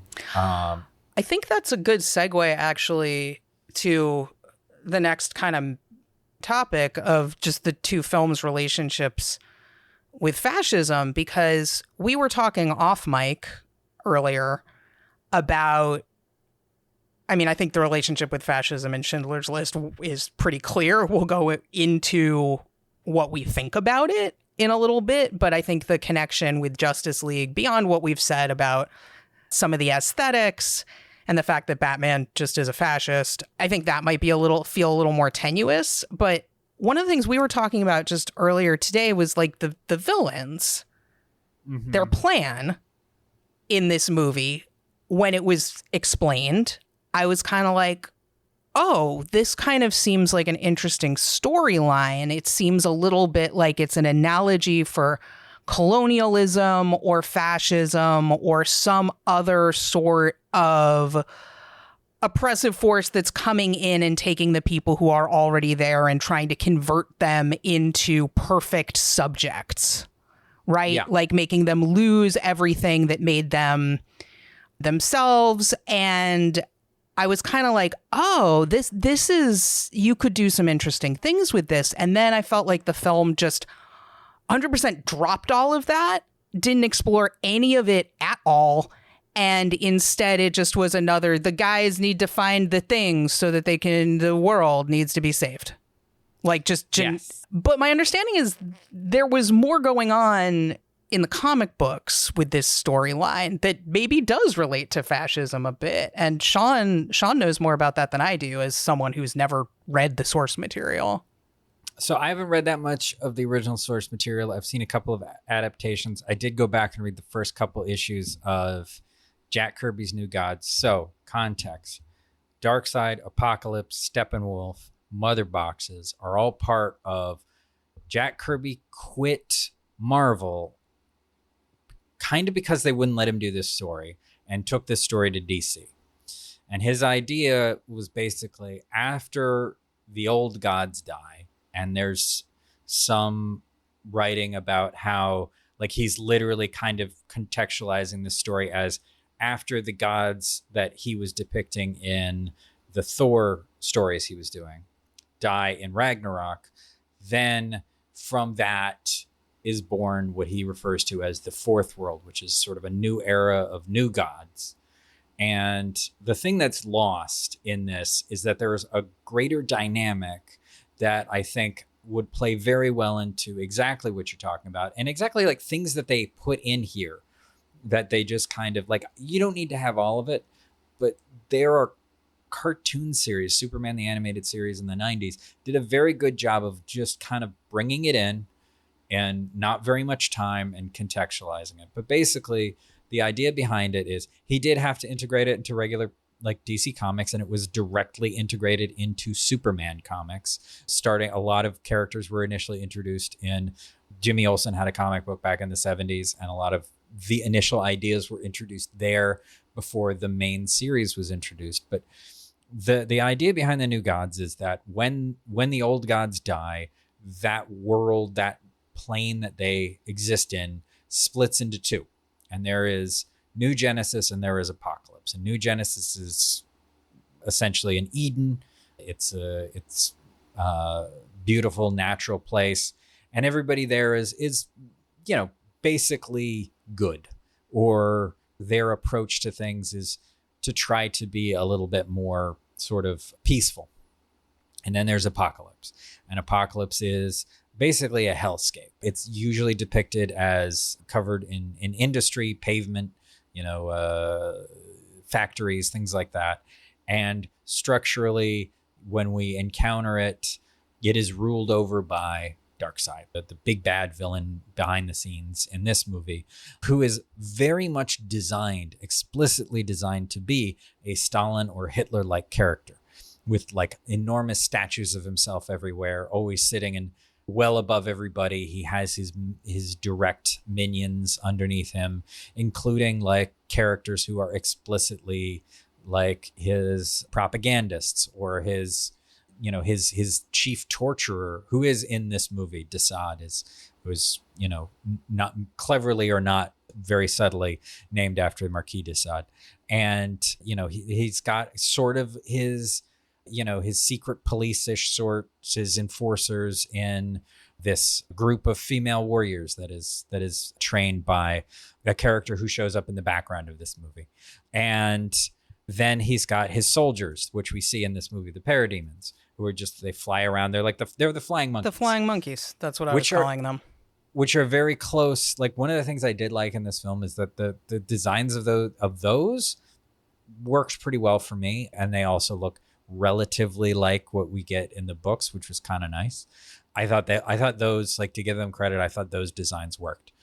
But the other thing that's missing here, if we're only going to put in the film Apocalypse, if we're going to completely ignore New Genesis and that dynamic and the whole mythology built in there, is that, you know, Apocalypse isn't just those people. It's not just this war machine. There are people. There are just people who live under them and who basically live in ghettos, who are referred to not as like a people, but as hunger dogs. Specifically, like they're very depersonalized in it, like in the context of it. It's a very crafted view of a fascist society. And Darkseid's ultimate goal, specifically with Earth, is he's trying to find something that is referred to as the anti-life equation. And it's this very like sci-fi, very mythic sort of concept that Jack Kirby put in there, where the whole purpose of it is that if you can get all the pieces of it together and put it out there in whatever way, and he never really expressed what it would be, but writers later down the line have used it in different, have brought it in different ways. It basically removes free will. It makes people just, if they're exposed to it, just sort of subjects of use. So it's very much colonial. It's very much fascist. It's very much, and they refer to the anti-life equation in this movie as something that is carved into the surface of the earth, which I guess works in the books. It's something that actually is, pieces of it actually exist within people, like within their minds. And so there's a degree to which it's protected in that sense. Somebody has to choose whether or not to share it. Somebody has to choose whether or not to be part of that, of facilitating that domination. I think that there is thematically something very interesting with that. This,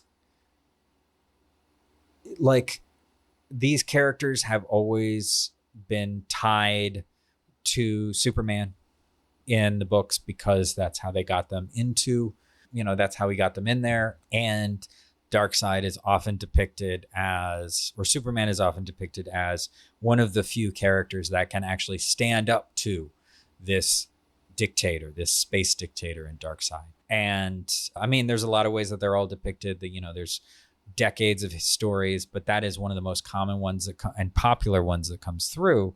But the core of the story wasn't supposed to be that. It wasn't supposed to be Darkseid Superman. Like the original Jack Kirby was supposed to have an end, which he was never really allowed to publish because, and it involved New Genesis, and New Genesis was always sort of protective of Earth, like, and there was a peace between these two places because they established a peace treaty. They exchanged sons, and the way that these sons were treated is very reflective of how these different two groups treat people. Son, like offspring, not in the offspring. Sky. Yeah, exactly. Okay, exactly. I had an interesting idea. No, they're basically planets that orbit one another. Okay. And in order to secure a peace, it's like, okay, you take my son, I'll take your son.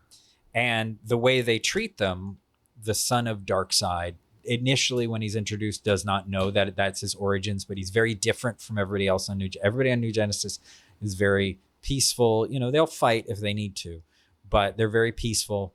And he's there and he's full of rage and he's got to keep it under control. And eventually he finds out that Darkseid is his father, and that's where he comes from. And the destiny is that he is supposed to overthrow Darkseid and kind of bring out a new age of peace, even though he is a person who comes from this sort of warring community, but he was raised by peaceful people. Meanwhile, the son of Highfather, who's the leader of the people of New Genesis, is tortured, imprisoned. He becomes an escape artist. He escapes with one of the secret police ladies. He goes and he hides out on Earth as an escape artist named Mr. Miracle. Mr. Miracle? Yeah, it's funny. He's got a very colorful costume. It's very entertaining. His wife is like 7 feet tall, and they don't really make fun of it. It's just kind of a fun thing. But it's, these stories, like, there's this sort of mythic quality to it. There's this sort of sense of that, like, ultimately the fascism, the hate that is embedded in Apocalypse is not something sustainable. Much like it is, real life fascism is not exactly sustainable. Yeah. It will collapse without the person who's holding it up. It will collapse, the people who are supporting him and supporting it. And it's kind of shown in this movie to a degree. They're just very, very scared. And so they choose to be part of the oppression in order to kind of address that fear. This is all, like, there are hints of all of this in the film. It's not addressed. I think it's a real missed opportunity. I think it's disappointing that this is kind of the big budget version we get of these characters. The designs were Jack Kirby designs sometimes translate well. We see in Thor Ragnarok that aesthetic, even if it's not his explicit designs, can translate well to films. But with some modification, like here and there, like, it can really translate well. And that I think that it could have in this. And instead we get something that looks very generic. I think that it lacks the fascist imagery for these characters. Instead, it's fascist imagery around Batman that you showed, but it's depicted as being cool. Meanwhile, like, what we see when we see Darkseid and his people, it almost looks like more of a council. Like, yes, he's in charge, but it looks almost like more of a council. And I don't think that that's particularly visually effective. It honestly, the way Darkseid and his shtick came across in the film was almost more of a xenophobic alien invaders who need to be, like, defended by the Ubermensch kind of vibe than... Yes. Which is why people accuse Zack Snyder of being right-wing, etc. He's very like, no, I'm not. People will say I'm putting these messages in my movies. I'm not. I believe him that he's not trying to. Yeah. I think he's an incurious person who knows what he responds to and doesn't question it. And that's part of what's kind of scary about a movie. I don't want to overstate it. I'm not really like in a rage. I'm not as mad at Zack Snyder's Justice League as my colleague Sean here is, if for no other reason than I'm just not as close to the material. I think it's bad. I definitely never want to watch it again, but I'm not trying to overstate the fascism thing and be like, this is a fascist movie that is a danger to the world. But I do think there's some stuff creeping in there that he would do well to at least acknowledge, to at least be like, oh, I can kind of, that's not what I was intending, but I see what you're saying here. Yeah, like, I've never seen 300. That's his movie that people really think is super fashy. And from what I've seen aesthetically, at least it is. But it's like, just own it. I'm not saying you can't ever shoot someone from a low angle. But I also think, one of the things that I haven't even said yet that's so offensive to me about Zack Snyder's Justice League is this movie takes itself so seriously. And it's such a silly movie. It's such a silly movie for children. I think this might be one of the only times where maybe he had to fight the MPAA because he wanted an R rating. Because I don't even, aside from Batman saying fuck, and I thought you could say fuck once in a non-sexual context and get a PG-13. It was not a sexual context. There's no sex in this movie. I think there is at least one shit and maybe another fuck somewhere in the movie. I remember hearing something earlier in the movie. I was like, oh, that's why it's got the R rated. Also, a lot of people die. Yeah, but like, think about like Indiana Jones and the Temple of Doom. Like, when all those parademons are getting like impaled, I was like, oh, motherfuckers are getting impaled now. Maybe this is the R. And then I was like, but I've definitely seen PG-13 movies that were a lot fucking gorier than this is. It was real try hard shit. It was like, oh, we got it. Like, it wasn't effective. It wasn't fun. I do want to show, can I show these fine people at home how bad the bat suit looks in this movie? Yeah. Bring it up. I've got a few shots of this, but yeah, if you wanna share this, this isn't even that bad because at least this looks like kind of metallic, which it wasn't. Yeah. There's that, but I think I've got a better one. That's it in color. Yeah. But it looks about the same in black and white. It's just this like orange and green wouldn't be there. It's just like very gray and textured.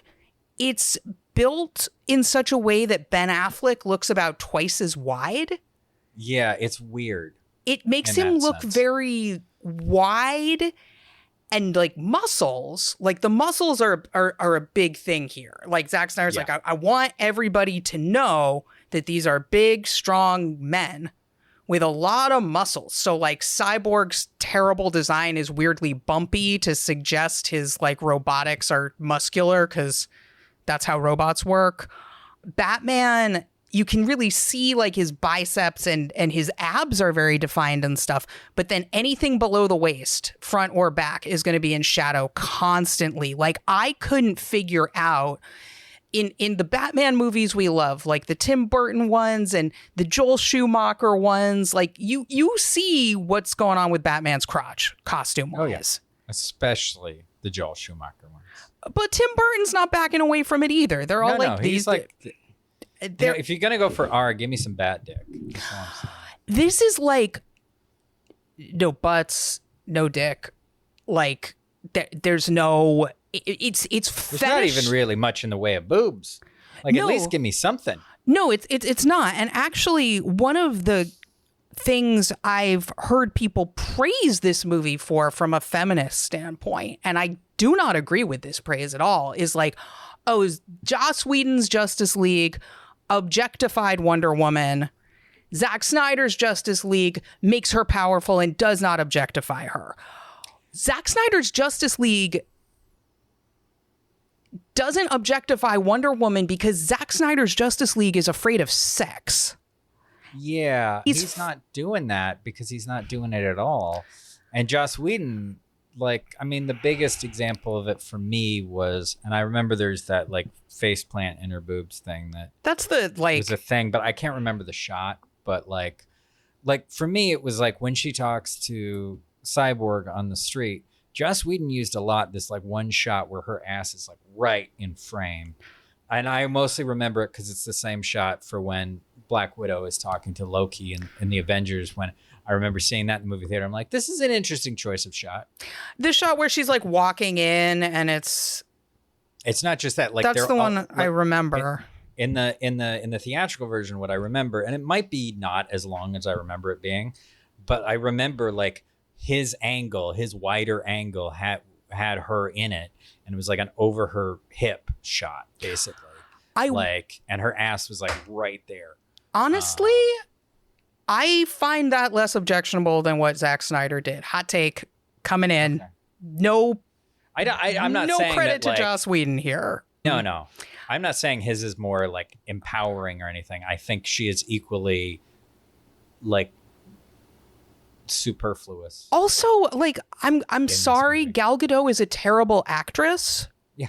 She's a terrible actress, and that is a big part of why Wonder Woman is not more compelling in these films. It's bad writing, it's bad direction, there's questionable choices of cinematography, but also like at the end of the day, there's a big void in that role, just like there is for Batman also. Batfleck is not good in these films. Like, he's not acting, Gal Gadot's not acting, and Superman's not acting. Like, those three, the three like more prominent members of the Justice League are by far like just the energy sucking non-performances. Like, you know, Jason Momoa is delightful. Ray Fisher is fine. Ezra Miller, much as it pains for me to say it, does probably turn in the best performance of the six in terms of doing some acting. And they were my favorite in the theatrical version. I have a very strong, like, there's a couple of comic book characters that I have much stronger like feelings about than others. I read a lot of it. have read a lot of it over the last 30 plus years. Superman, for DC at least, Superman, Barry Allen's The Flash, and Martian Manhunter, who also shows up in this version. Because who doesn't? Twice, kind of shockingly, in really like pointless ways of him being there, because honestly, like, he should be there in the final battle because he is just as capable as more than half of that group, but that's a whole separate thing. But I have like particularly strong feelings about those characters because they're some of the first characters I read stories about. I had a particular book that I got. It was a collection like when I was like 10 years old, and I read it and I reread it a bunch of times, and it had stories like early origin stories there was a Batman one that was fine, but I kept rereading the Superman one. I kept rereading the Flash one, and I kept rereading the Martian Manhunter one. And they were like reprints from other books. And I just reread them a bunch as a kid, and I love those particular characters. And there's a lot of things I don't like about how Barry Allen gets handled in a couple things as the Flash. He was very different in this and the theatrical version, but I didn't hate it. Like, I don't like some of the story choices. Not everybody has to be Batman. They changed in the books that his mother was killed when he was a kid. It makes more sense and context with how they handled it in the books eventually, because time travel and when you is embedded into that character, and villains who time travel. So there's a whole thing there that's not worth getting into right now. So I enjoyed them playing the character in the theatrical version, and this worked okay too. You know, it was definitely an improvement over the others. I enjoy watching Jason Momoa basically just be like, I'm having fun. Sam. Like, he's literally, I think his just whole life is just like, can I have fun doing this? All right, I'm going to do it. I was always thrilled when he was on screen, just because I'm like, yeah, it's just Jason Momoa. Great. I wish I was watching Aquaman. Aquaman was fun. Aquaman was fun. This movie is taking itself so seriously, as if this plot that Sean explained that they didn't even do a version of that goes into any of the interesting stuff with it. It's just we got to get the Who's-Its before they get the Who's-Its, because otherwise there goes the world, like in every single one of these fucking movies. And it's treating it with I had the thought, like, wow, Schindler's List doesn't take itself as seriously as Zack Snyder's Justice League. I forgot to explain the mother boxes. I'm sure other people don't care that much, but the mother boxes in this are basically like the Lament configuration from Hellraiser. In the books, it's not that there's 3 of them that you need to bring together to make a portal. Like, an individual one that's only about the size of a cell phone can open that. It's a living computer that people have access to, and like, it has thoughts and opinions, sort of. You never know what it's saying. It just makes beeping sounds, and people who use them understand them, kind of like R2-D2. Yeah, that didn't come across.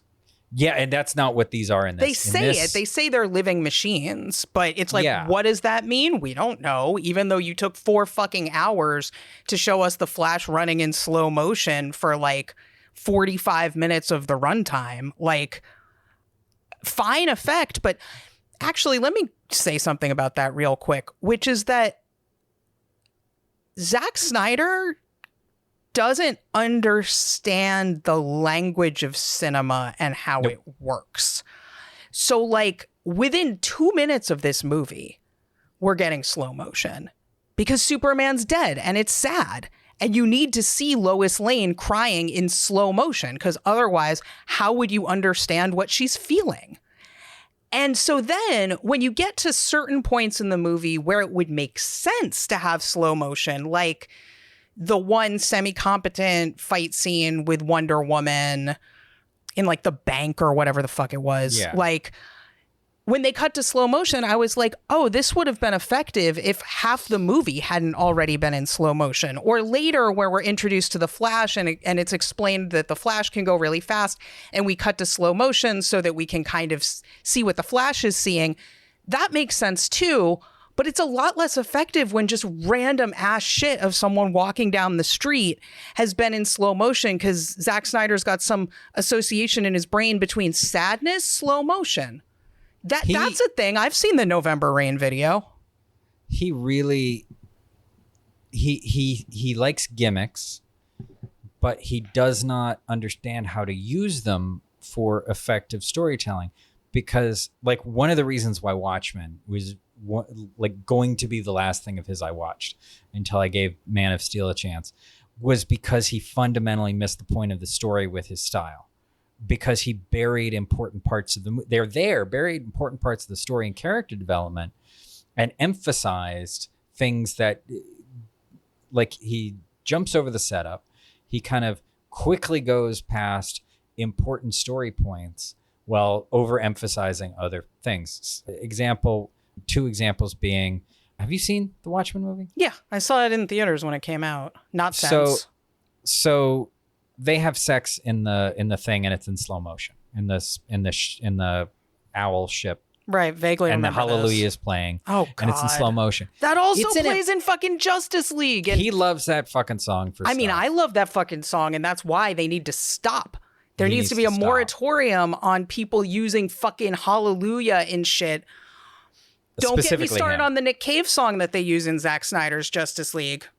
Well, you can get started on it after I finish this point, which is that there's that scene, and it is an important character moment it's an important moment of connection for those characters. It's an important character moment for the night owl guy.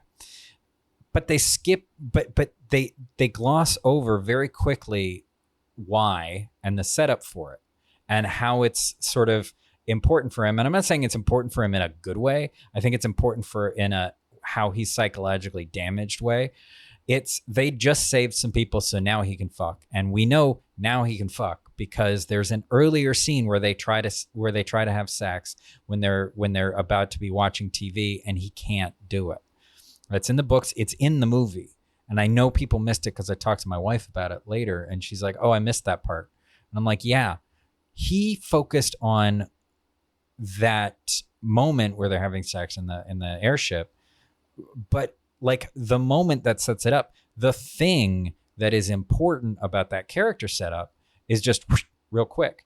And then for the Laurie character, the most important part of the movie is when she realizes who her father is. It's the most important part of the story because it's what changes the mind of the Dr. Manhattan character. It's her revelation. It's her realization that her biological father is the man who raped her mother, who attempted to rape her mother, the man that she hates. And it tells her a lot about her mother. It tells her a lot about how her mother responds to some people. And it's this complicated moment for her. And it's an important moment it's where the story turns. And it happens so fast in that movie. And he fundamentally does not understand, as you say, the language of film. He does not understand the story he's telling because he's more preoccupied with his style. And that movie is full of, and Justice League is full of little details of things that he is interested in, which is great. I think it's very fascinating that he's doing that. Like, there's a lot of details in the Watchmen movie. There's a lot, and I'm like, I appreciate that, but you missed you missed the arc. You missed the forest for the trees. It's the same in this movie. It's packed with little references. There's the one science guy who's working with Joe Morton, Ryan. God bless Joe Morton, by the way. Only thing kept me watching that movie is I'm like, highlight of that movie. Joe Morton's back. I can breathe a little bit. He's a superhero character who and he's planted in there, and it's very conscious. Like, there's a lot of like characters in there. He's actually a different version of this character over my right shoulder from the Justice League of America failed pilot from 1997, the Atom. He was a 2000s version of that character. There's other stuff he plants in there, and I could appreciate that more if he spent more time on telling the story in a competent way, and then feed me these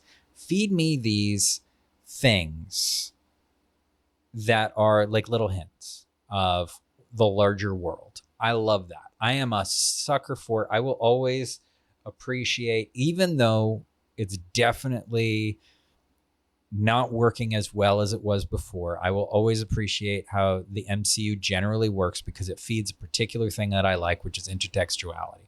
Like, I really like when things are referencing other things and they fit together. You know, that is a fun thing for me that I latch onto. I love it. I'm very into like looking up. I don't know all of them, but I'm very into looking up like what fits in the kid in St. Elsewhere. Everybody's in the autistic kid's snow globe, or you know, all these TV shows that are connected by Detective Munch, Richard Belzer's character. That's super fun for me. I love that, and so MCU feeds me that, and he could feed me that. And I would very much appreciate it, but he's fucking up the story. He doesn't know how to tell stories. He knows how to make, like, here are things I could see Zack Snyder doing a good job at. Certain music videos. Yeah. Perfume commercials. Yeah. Probably car commercials. Yeah. Probably commercials in general. Video game commercials. Yeah, because he can do something where it's just like a vibe, an aesthetic for a few minutes. Like, you can do a music video for 3.5 minutes in all slow motion, and it could be great. You can't do that for 4 fucking hours. It's a different medium. He makes all his films as if he's making commercials rather than telling a story over the course of a couple hours. I do want to ask about your thoughts on Superman specifically as depicted in Zack Snyder's Justice League versus in the source material for these stories, as well as just in the comics in general. Because similar to how we were talking before, the feeling I get, and I don't want to overstate it, but to a degree, I think Zack Snyder is presenting these superheroes as these kind of fascistic ubermenches here, you know, to be like the best of Earth and save Earth, etc., because they're better, which feels different from my understanding of how the comics engaged with these issues. So it depends. I think, like, and we talked about this a little bit, like Superman's 85 years old this year. And 85 years of, if we're just talking the comic books, at least one story a month. Oftentimes dozens of stories a month. And then he very quickly, like within like 2 years or something like that, not even 2 years, becomes a multimedia icon, like movies, comic books to comic strips, and radio shows. And the thing is, and this is something that I'm reminded about in that paper that I was mentioning that I wrote 17 years ago for the Lit conference, is the mythology of Superman, the core mythology of Superman, is created in that multimedia landscape. A lot of different aspects of that are very well known about the character come from different media sources. You know, when he first shows up, very originally, his origins aren't really well defined. He just kind of shows up, and then he starts pretending to be Clark Kent, and he gets a job as a reporter, and he's being Superman, and he has adventures. And it's not really until they moved into a regular newspaper comic strip, which was Siegel and Schuster's End Gold, because that was the primary medium of that for comics at the time. Superman actually helped legitimize the comic book as a medium of its own, as opposed, not that that was the only one, but like really made it more popular. The daily comic strip was really the end goal. But the origins of Superman coming from Krypton, stories about Krypton and Jor-El and his family really came in that newspaper strip. Kryptonite was created for the radio show. There's some other aspects that come that were kind of introduced at different points and become part of the general legend of the character. So, you know, anything really is an amalgamation, but I think the dominant narrative of the character, the thing that comes up a lot, is very different from what some people interpret. And there is a popular interpretation amongst some writers, amongst some creators, that sees him as a fascistic Ubermensch, or at least having the great potential for it. And I think it really misses the core of the character. And I think it really misses where the character kind of came together early on. Like Siegel and Schuster, this Superman is not their first Superman. They had a Superman in a story that they did called Reign of the Superman, who was a fascist, who used mind control to take over. And what year was that, roughly? I can't remember. I think it was about 2 years before. I think it was like 36. So it was the 30s, though. It was definitely it the was 30s. It was while Hitler was in power in Germany, which I think is, whatever the intent was, interesting context for any stories about power and oppression happening. And I think like there is that context of the 30s and fascism.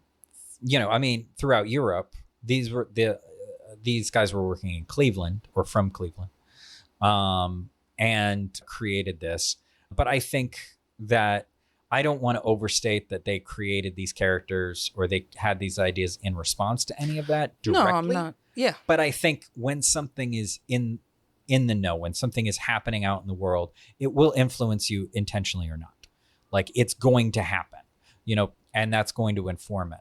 I think like the core of Superman to look at, and the thing that kind of comes through in a lot of interpretations of the character is that Clark Kent is the person there. Who Clark Kent is, that is the fundamental core human being, like not human being, like that is who he is. Superman is what he can do. There's a very solid story from the late 80s when they rebooted. They rebooted everything at DC in the late, most of things of DC in the late 80s. Batman's never really gotten a full reboot because he always kind of just functioned. But there's a story in the 80s where Lex Luthor's trying to figure out, like, okay, we got to find this Superman. He lives somewhere. He's doing something. We got to find him. I'm pissed at this guy. He made me look bad. And he's got these scientists analyzing all this data about Superman. And they come to the conclusion with their computers and all their analysis that Clark Kent is Superman. And he immediately rejects the premise because of this idea. And this is an idea that I think permeates with a lot of writers. Like, why would someone with that much power just pretend to be some reporter? Why would he pretend to be just some guy? Because he knew who Clark Kent was. He'd met him as a reporter. And he's like, he's just this meek, like, whatever. Why would he pretend to be this guy? Fuck that. You're all fired. Get out of here. I think he probably had most of them killed because that's what Lex Luthor did. Lex Luthor in the 80s was also very loosely kind of, there is some discussion that he was probably very loosely based on a certain recent orange president of ours. And I think that is reflective of certain writers. I think Frank Miller viewed him as a potential fascist. That is in the Dark Knight Returns series, which the Batman costume in this film, I think, is very, very closely modeled on. Batman Returns has had an outsized influence in Batman adaptations. It is in Dark Knight Rises. It is in The Dark Knight. I think it, in ways that fundamentally misunderstand that, it is also somewhat critical of Batman and also sees Batman as somewhat fascist. I think Miller sees these characters as kind of different flavors of fascism, but also he doesn't dislike some of it. I think Snyder also sees them as that. I think there's a whole like video game and comic series called Injustice that is about like Superman loses Lois Lane and then he decides that he has to protect everyone. And so he becomes a fascist dictator of the world, which is kind of hinted at what they're kind of doing with that dream sequence in this movie. That is also something that pops up in an alternate universe episode of the Superman Adventures cartoon from the 90s, which is a great cartoon. It's very, and it has a great depiction of Jack Kirby's Fourth World. Michael Ironside does an amazing Darkseid voice. And then one of our comments actually like sort of brings up what my next point was going to be, is that there's a better version of this, which is the Alex Ross and Mark Waid miniseries Kingdom Come, which I was talking to you a little bit about before, and that it's the opposite. So the writer Mark Waid also he has done some really good Superman stories. I think he gets what works about the character and he gets that core really well. He wrote a great sort of retelling of the origin called Superman Birthright, which really kind of touches on him as a character and how having certain abilities and seeing the world differently might affect him. Like he's a vegetarian because the way he sees, he can actually kind of see an aura around every living thing. And so he chooses to be a vegetarian, which is not a common thing in most depictions of the character. But in Kingdom Come, the backstory for this takes place several decades in the, future, where most of the known superheroes have disappeared or retired, and their children or younger ones exist, and they've kind of gone wild, and they're very violent, and they cause a lot of damage, and they don't really give a shit. And it's a commentary on 90s comics. But Superman had gone into hiding, or he'd just gone into seclusion, not hiding, not because Lois was killed. Lois is killed by the Joker in it, but he captures the Joker and brings him to trial because that's the right thing to do. He could kill him. He could do that. That's the thing about Superman that I think is fundamental. Physically, he can impose his will on others if he chose to. He could always do that physically. But who he is as a person is he would never do that. And that is part of the story of Kingdom Come, because in Kingdom Come, he goes into seclusion not because the Joker killed Lois, but because during the Joker's trial, somebody else kills the Joker. Another new superhero shows up, kills the Joker, and everybody celebrates that character for it. And so he sees that the world has moved past him and he's not relevant anymore. And the world wants these superheroes who will kill people. Again, very major commentary on the 90s comic books and what was going on there. This comes in like 1999 or something, 98 is when it was released. And so he goes into seclusion, and then a major incident happens and Wonder Woman convinces him to come back to the world. And he starts down a path with Wonder Woman, with a bunch of other superheroes that gets it gets a little oppressive or very oppressive at times, and gets fashy. And he creates a gulag for the superheroes, supervillains who are causing all this damage, and he imprisons them there, and he tries to re-educate them basically there. It's a little fucked up, but the saving grace of it and of the character is he realizes that this is the wrong thing to do, and that just coming back to the world as Superman was the wrong thing to do, and that's not what the world needed. The world needed who he was before. The world needed that example. And ultimately at the end, I'm skipping over a lot here.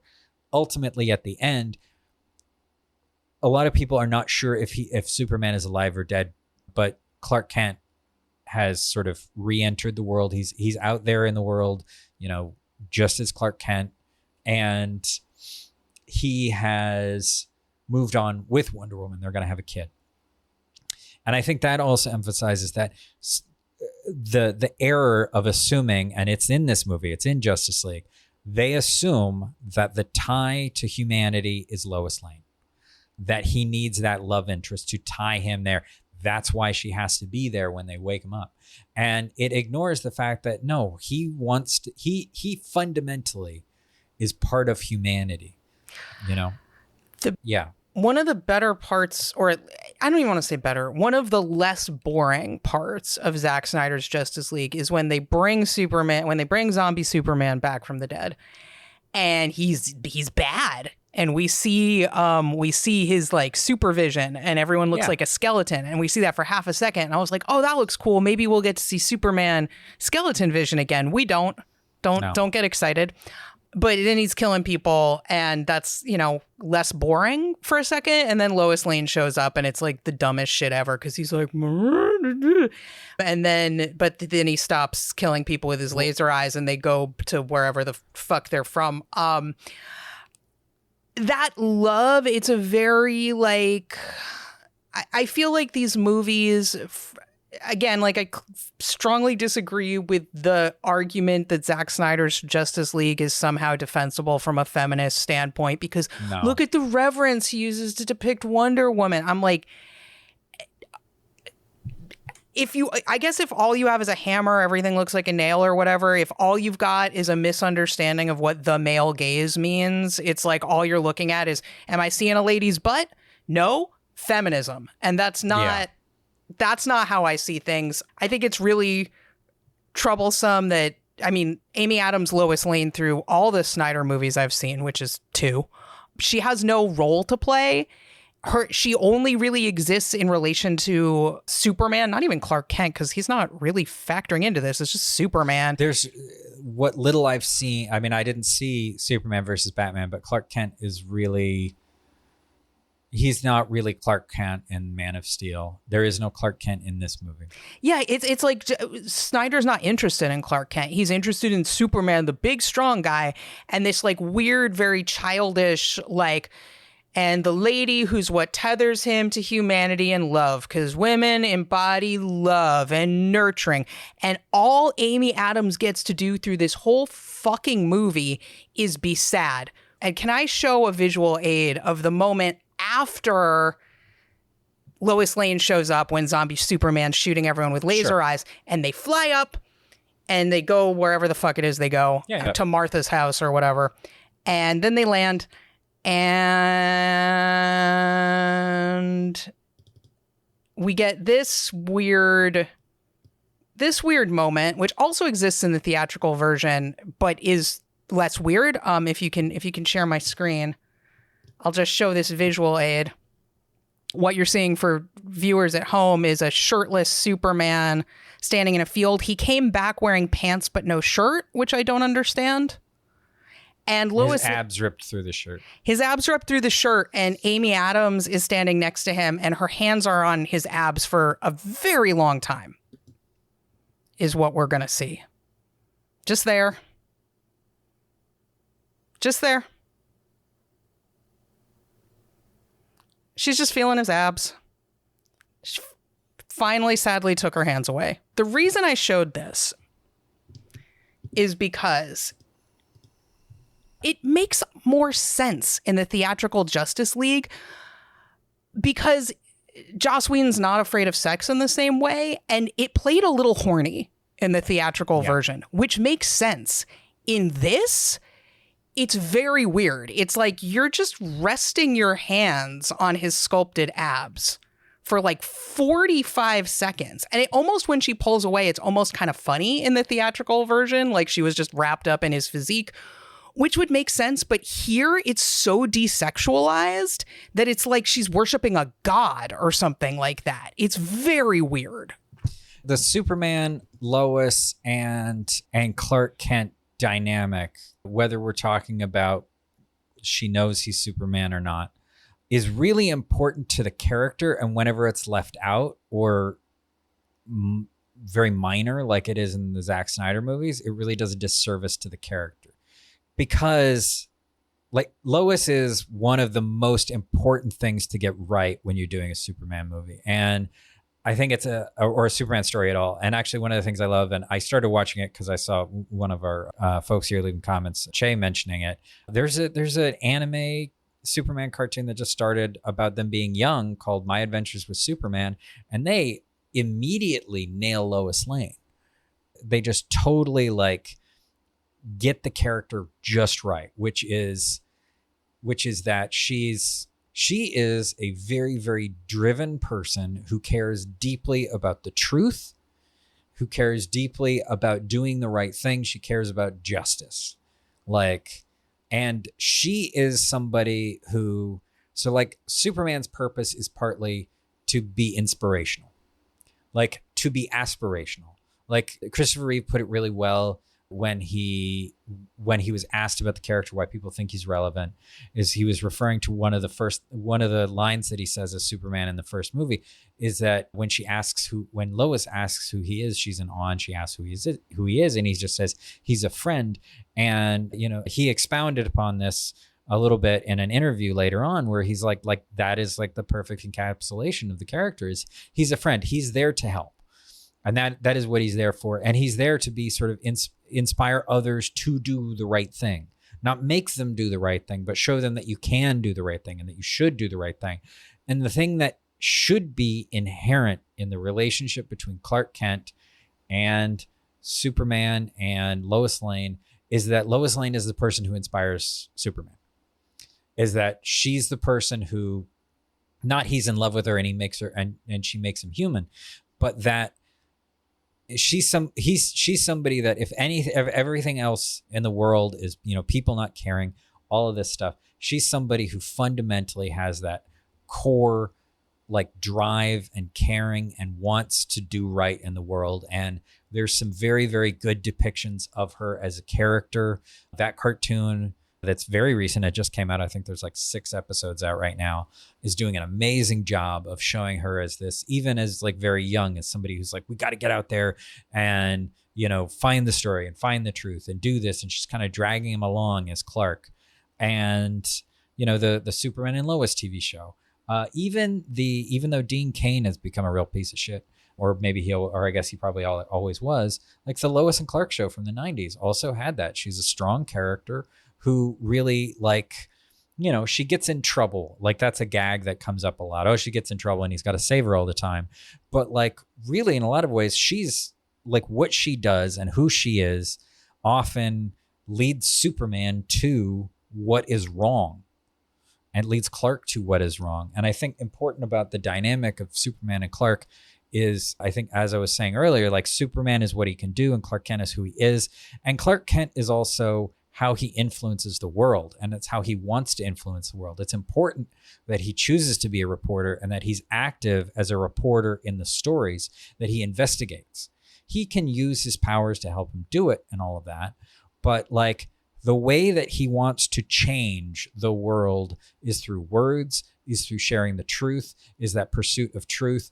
And he is driven forward by working with Lois. That is an important part of the relationship. And there's different versions of this and different interpretations of this, but the best ones, I think, and the ones that I think endure and get repeated over and over again, is that version. And I think just to kind of, and I should probably stop talking so much about Superman, but I am going to go to the death and return of Superman story for a second, because that is the arc that we have between Superman versus Batman and this movie, is that the way that it's handled in this versus the about year and a half, almost 2-year-long story that is the death and return of Superman from the early 90s, I think is a real strong indicator of how Zack Snyder doesn't get it, and also is really overlaying some fascist ideology, whether it's intentional or not, on the character. Is that the character dies. Superman dies. It's during a period of time where Lois knows that Clark and Superman are the same person. He'd revealed himself to her not too long before that, which is nice because, like, honestly, like the whole like him trying to avoid her knowing was always a little gaslighty, but they solved that in the 90s, basically, more or less. And the thing is that he's dead, but what he did was he inspired others to take his place. Like there are some that are direct inspirations. There's the Steel character that did get a movie that I never saw starring Shaquille O'Neal that has nothing to do with Superman, as I understand it. But he was just a guy that Superman saved at one point, who he's basically Iron Man, basically, in a lot of story ways. But he builds himself a suit and he goes out. He doesn't claim to be Superman, but he is very clearly inspired by him, and he's wearing the S shield and a big red cape and stuff in his suit. And then there's another one who is claiming to be a rebuilt cyborg version of him. There is one who is a clone of him, who's like a teenager.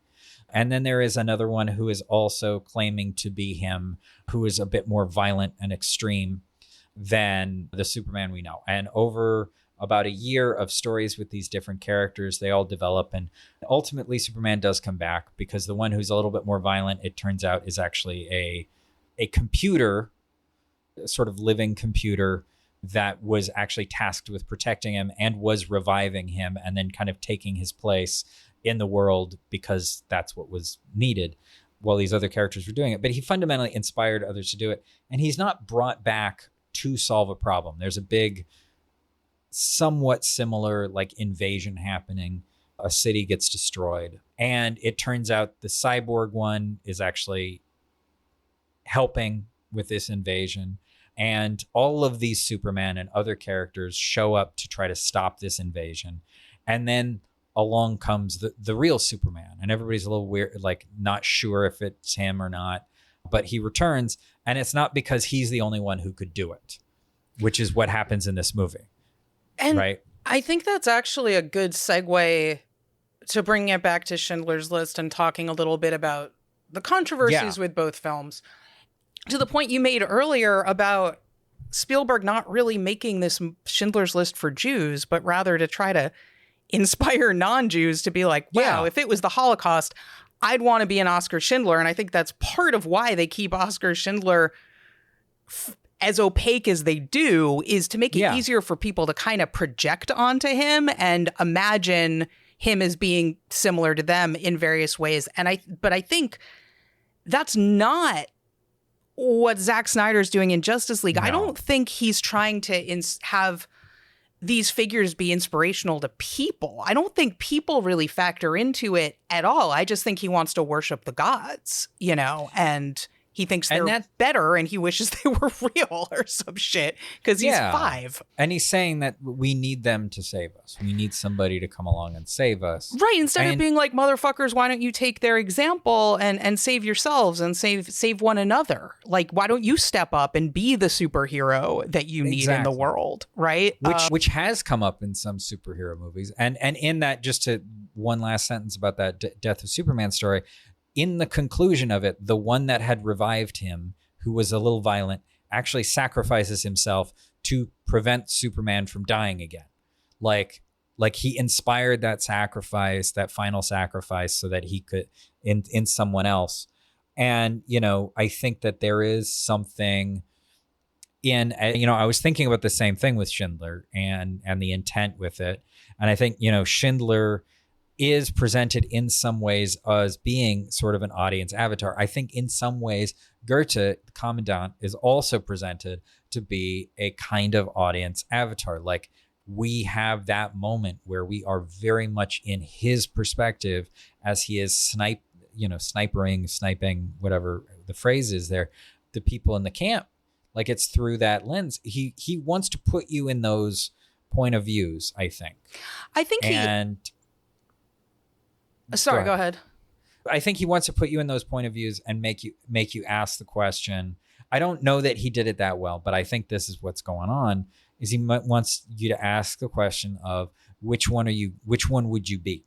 Yeah, I think he is. And I think he also makes a point, and I don't have a problem with this, of trying to make it pretty unappealing to decide, like, yeah, I'm gonna be good, because like from the beginning he's sadist.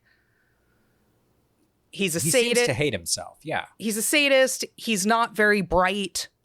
He's just a despicable murderer from the jump. I think it would be difficult, even if you have Nazi sympathies, to immediately want to be like him, who's more of a bore, as opposed to like suave, slick, Han Solo-esque, oh, I'm in it for myself. Oh, whoops, I've developed a conscience because now I saw a girl in a red coat kind of figure. That's the way Schindler is depicted, is really a very classic Hollywood archetype of kind of the outside, the cowboy almost, who's like who's in it for himself, but then wants to then develops an emotional connection to the town and wants to save it.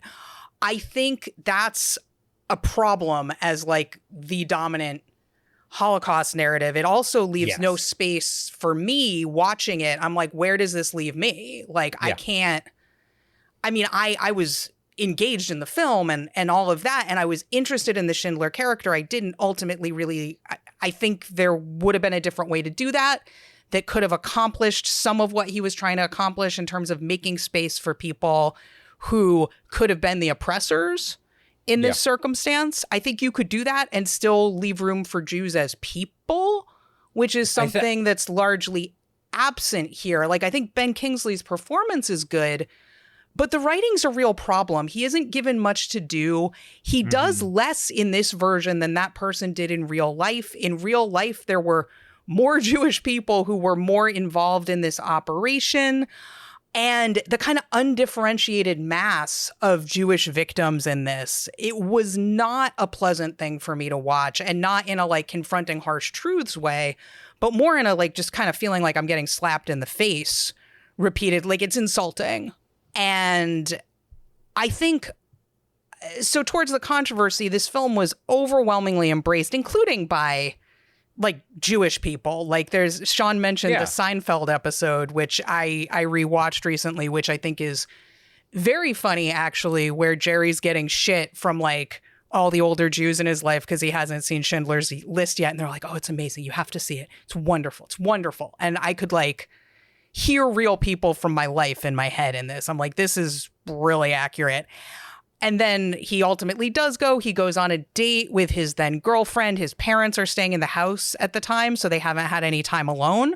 So when they go to Schindler's List for over 3 hours, they end up just making out in the theater the whole time, not watching the film. Newman, his neighbor, is in the theater and sees this and then starts like ratting him out to everyone, being like, he like rats him out to his girlfriend's parents, like, your daughter and Jerry were making out in Schindler's List. So the dad's like, you have to break up with Jerry. And it's like the most, you know, sacrilegious thing to be making out in Schindler's List, which, to be fair, pretty bad taste to be making out through Schindler's List. I'm not disagreeing with that. It's also a show that's supposed to be about horrible people. And it's illuminates some dynamics that I thought were very, very funny. There was this idea amongst a lot of Jewish people that it's almost like this rite of passage. You have to see Schindler's List and bear witness and be in awe. And there's something so sad and depressing to me that I'm like, this is the movie?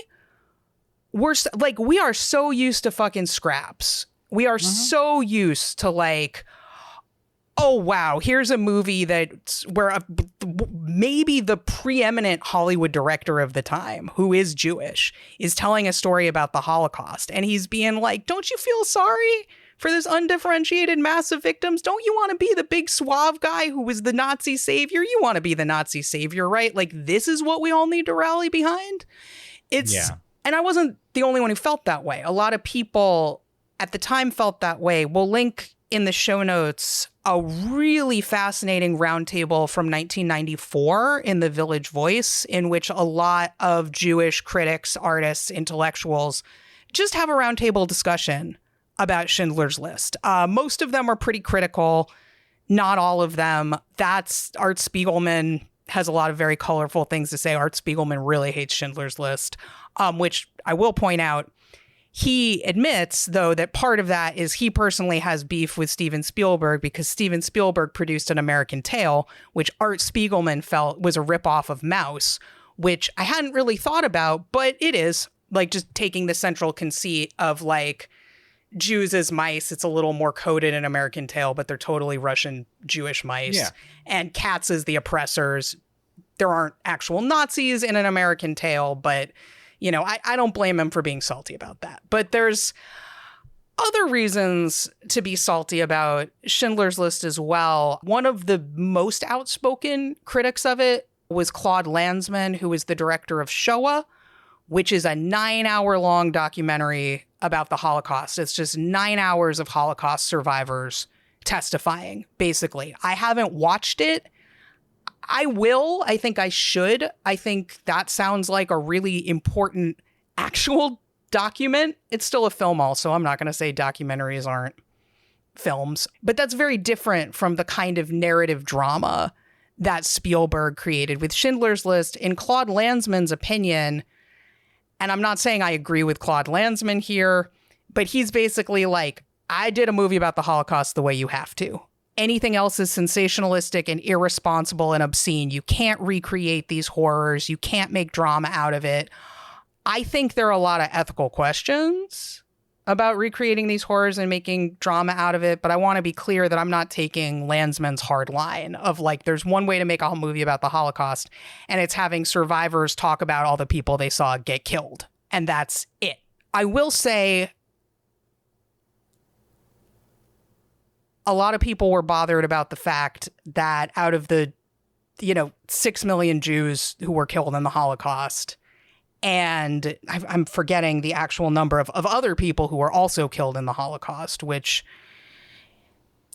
isn't It's really also in the millions, but not as big. not as big, but obviously queer people, disabled people. You get a little sense of that in the scene where in the ghetto, when the Nazis are moving in, people who are in hospital beds, they give them pills so that they can kill themselves, because they know that if they don't do that, the Nazis are just going to straight up murder these people because they can't work. And the only way to survive getting murdered in the Holocaust was if you could temporarily be useful to the Nazis, if you could be put to work in one form or another. So like disabled people were killed off immediately in the Holocaust. Queer people, socialists, communists, etc. That's not really touched on in the film. The Romani, I was just going to say. This is stuff that needs to be talked about, in my opinion, alongside the Jewish people. While we were maybe like the main focus and there were more of us killed than these other groups, although these groups also intersect. So like Jewish disabled people, for example, Jewish queer people, Jewish sex workers, other people, etc. That needs to be talked about more. That's not present in this film at all. Just to pick up on the Landsman thing while you see if you can pick that up again, is I do like, I take issue, and I know you don't agree exactly with what he's saying, but I take issue with saying that that's the only way that it should be done. How convenient that he did it the right way and everybody else is wrong. Like, honestly, when I read that, like, there's a certain degree to which I don't want to outright dismiss him because I think that all he's doing is saying you shouldn't watch this movie, you should watch my movie. But there's a degree to which it feels like that. I understand where he's coming from. I think any of these things, as we were talking about earlier, I think any of these things, it comes down to there's always going to be an ethical issue around it. There's an ethical issue around doing any fictionalized version of things that really happened, of history. But then it becomes a question of, I still think it becomes a question of, is a problem if the narrative that we create, if the fictional narrative we create based on real events becomes the dominant narrative. I think that does become a problem. But I do think that, the stories that we tell, the narrative fiction stories we tell, as long as we're acknowledging them as narrative fiction, do need to ultimately not be shackled by what really happened.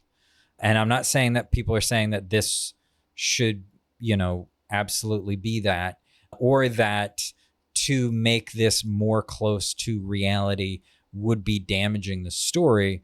But I do think that that's the danger that comes, and that the narrative fiction and the context of how this is made is this was made to be a mass market, like Scorsese at that time, and was not as big of a box office draw. But you put Spielberg in the position of making this, you're saying, I want to make a blockbuster movie. He is one of the fathers of the blockbuster, with Jaws. Like, that is the choice. So that is what this is going to be. And that is, and so the goals of this, I think, are going to be, again, it's that mass market. It's what we were talking about. I think it's never going to be that close. I think I agree that there's ethical issues around it, and that there's questions. It should be questioned, and it should be a point of conversation, and not the sort of thing where it maybe has become, or at least did for a minute, or when it came out, was just like, oh, we have to accept this as the thing, and we can't question it, and we can't question like the choices made behind it. I think we should. I think that's an important conversation to have, and to point out, that it's using stereotypes and is arguably anti-Semitic for it. I'll also say another thing that connects these movies is I would argue that making Superman a Christ figure in the Zack Snyder movies is anti-Semitic, as he is more of a Moses-like figure. But that's maybe an overextension. I'd get behind that. But like, I bristle against this. Like, the only way we can tell this is by having these witnesses tell their stories. Because, to be honest, and I was referencing this a little bit before, like, their stories, especially decades later, are not necessarily what happened. It's what they remember happened.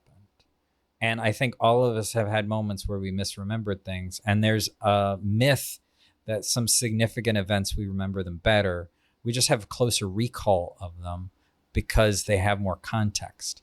People remember a few more details, or they think they remember more details. It's more readily accessible what happened around major events. When people talk about, do you remember where you were when JFK was shot, or things around 9/11 and so on. These major events, because there's more context, because the recall comes up more often, because we're reminded of them more often, because of that. And I'm not saying that I didn't see the film either. I'm not saying that, these people are misrepresenting anything, but I would say that memory is a notoriously slippery thing, and that it would be false to a degree to say that is a wholly accurate retelling of what happened. I think it's important because it is coming from the witnesses of what happened, which is certainly more valuable than the interpretations of what happened.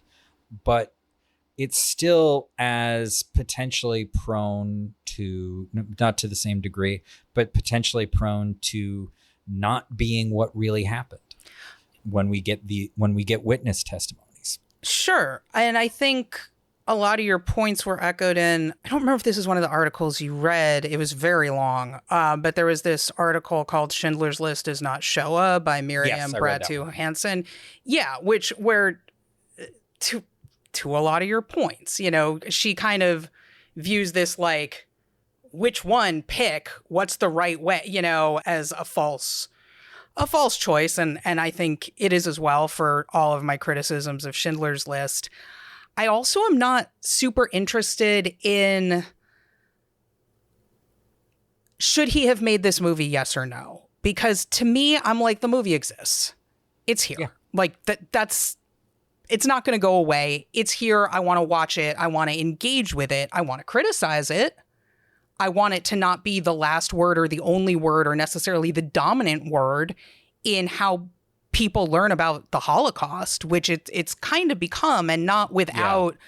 Yeah. And Spielberg got behind that. Like, I don't know that was his intention initially, but he definitely, got behind all this. And I think that's a real problem because, like I said, I think it is chock-a-block full of anti-Semitic tropes. I think it's insulting to Jewish people. And similarly, I think reading Landsman's critique and thinking about that is important. I think his 2 cents is valuable. That doesn't mean I agree with it or I'm on Landsman's side. I'm not.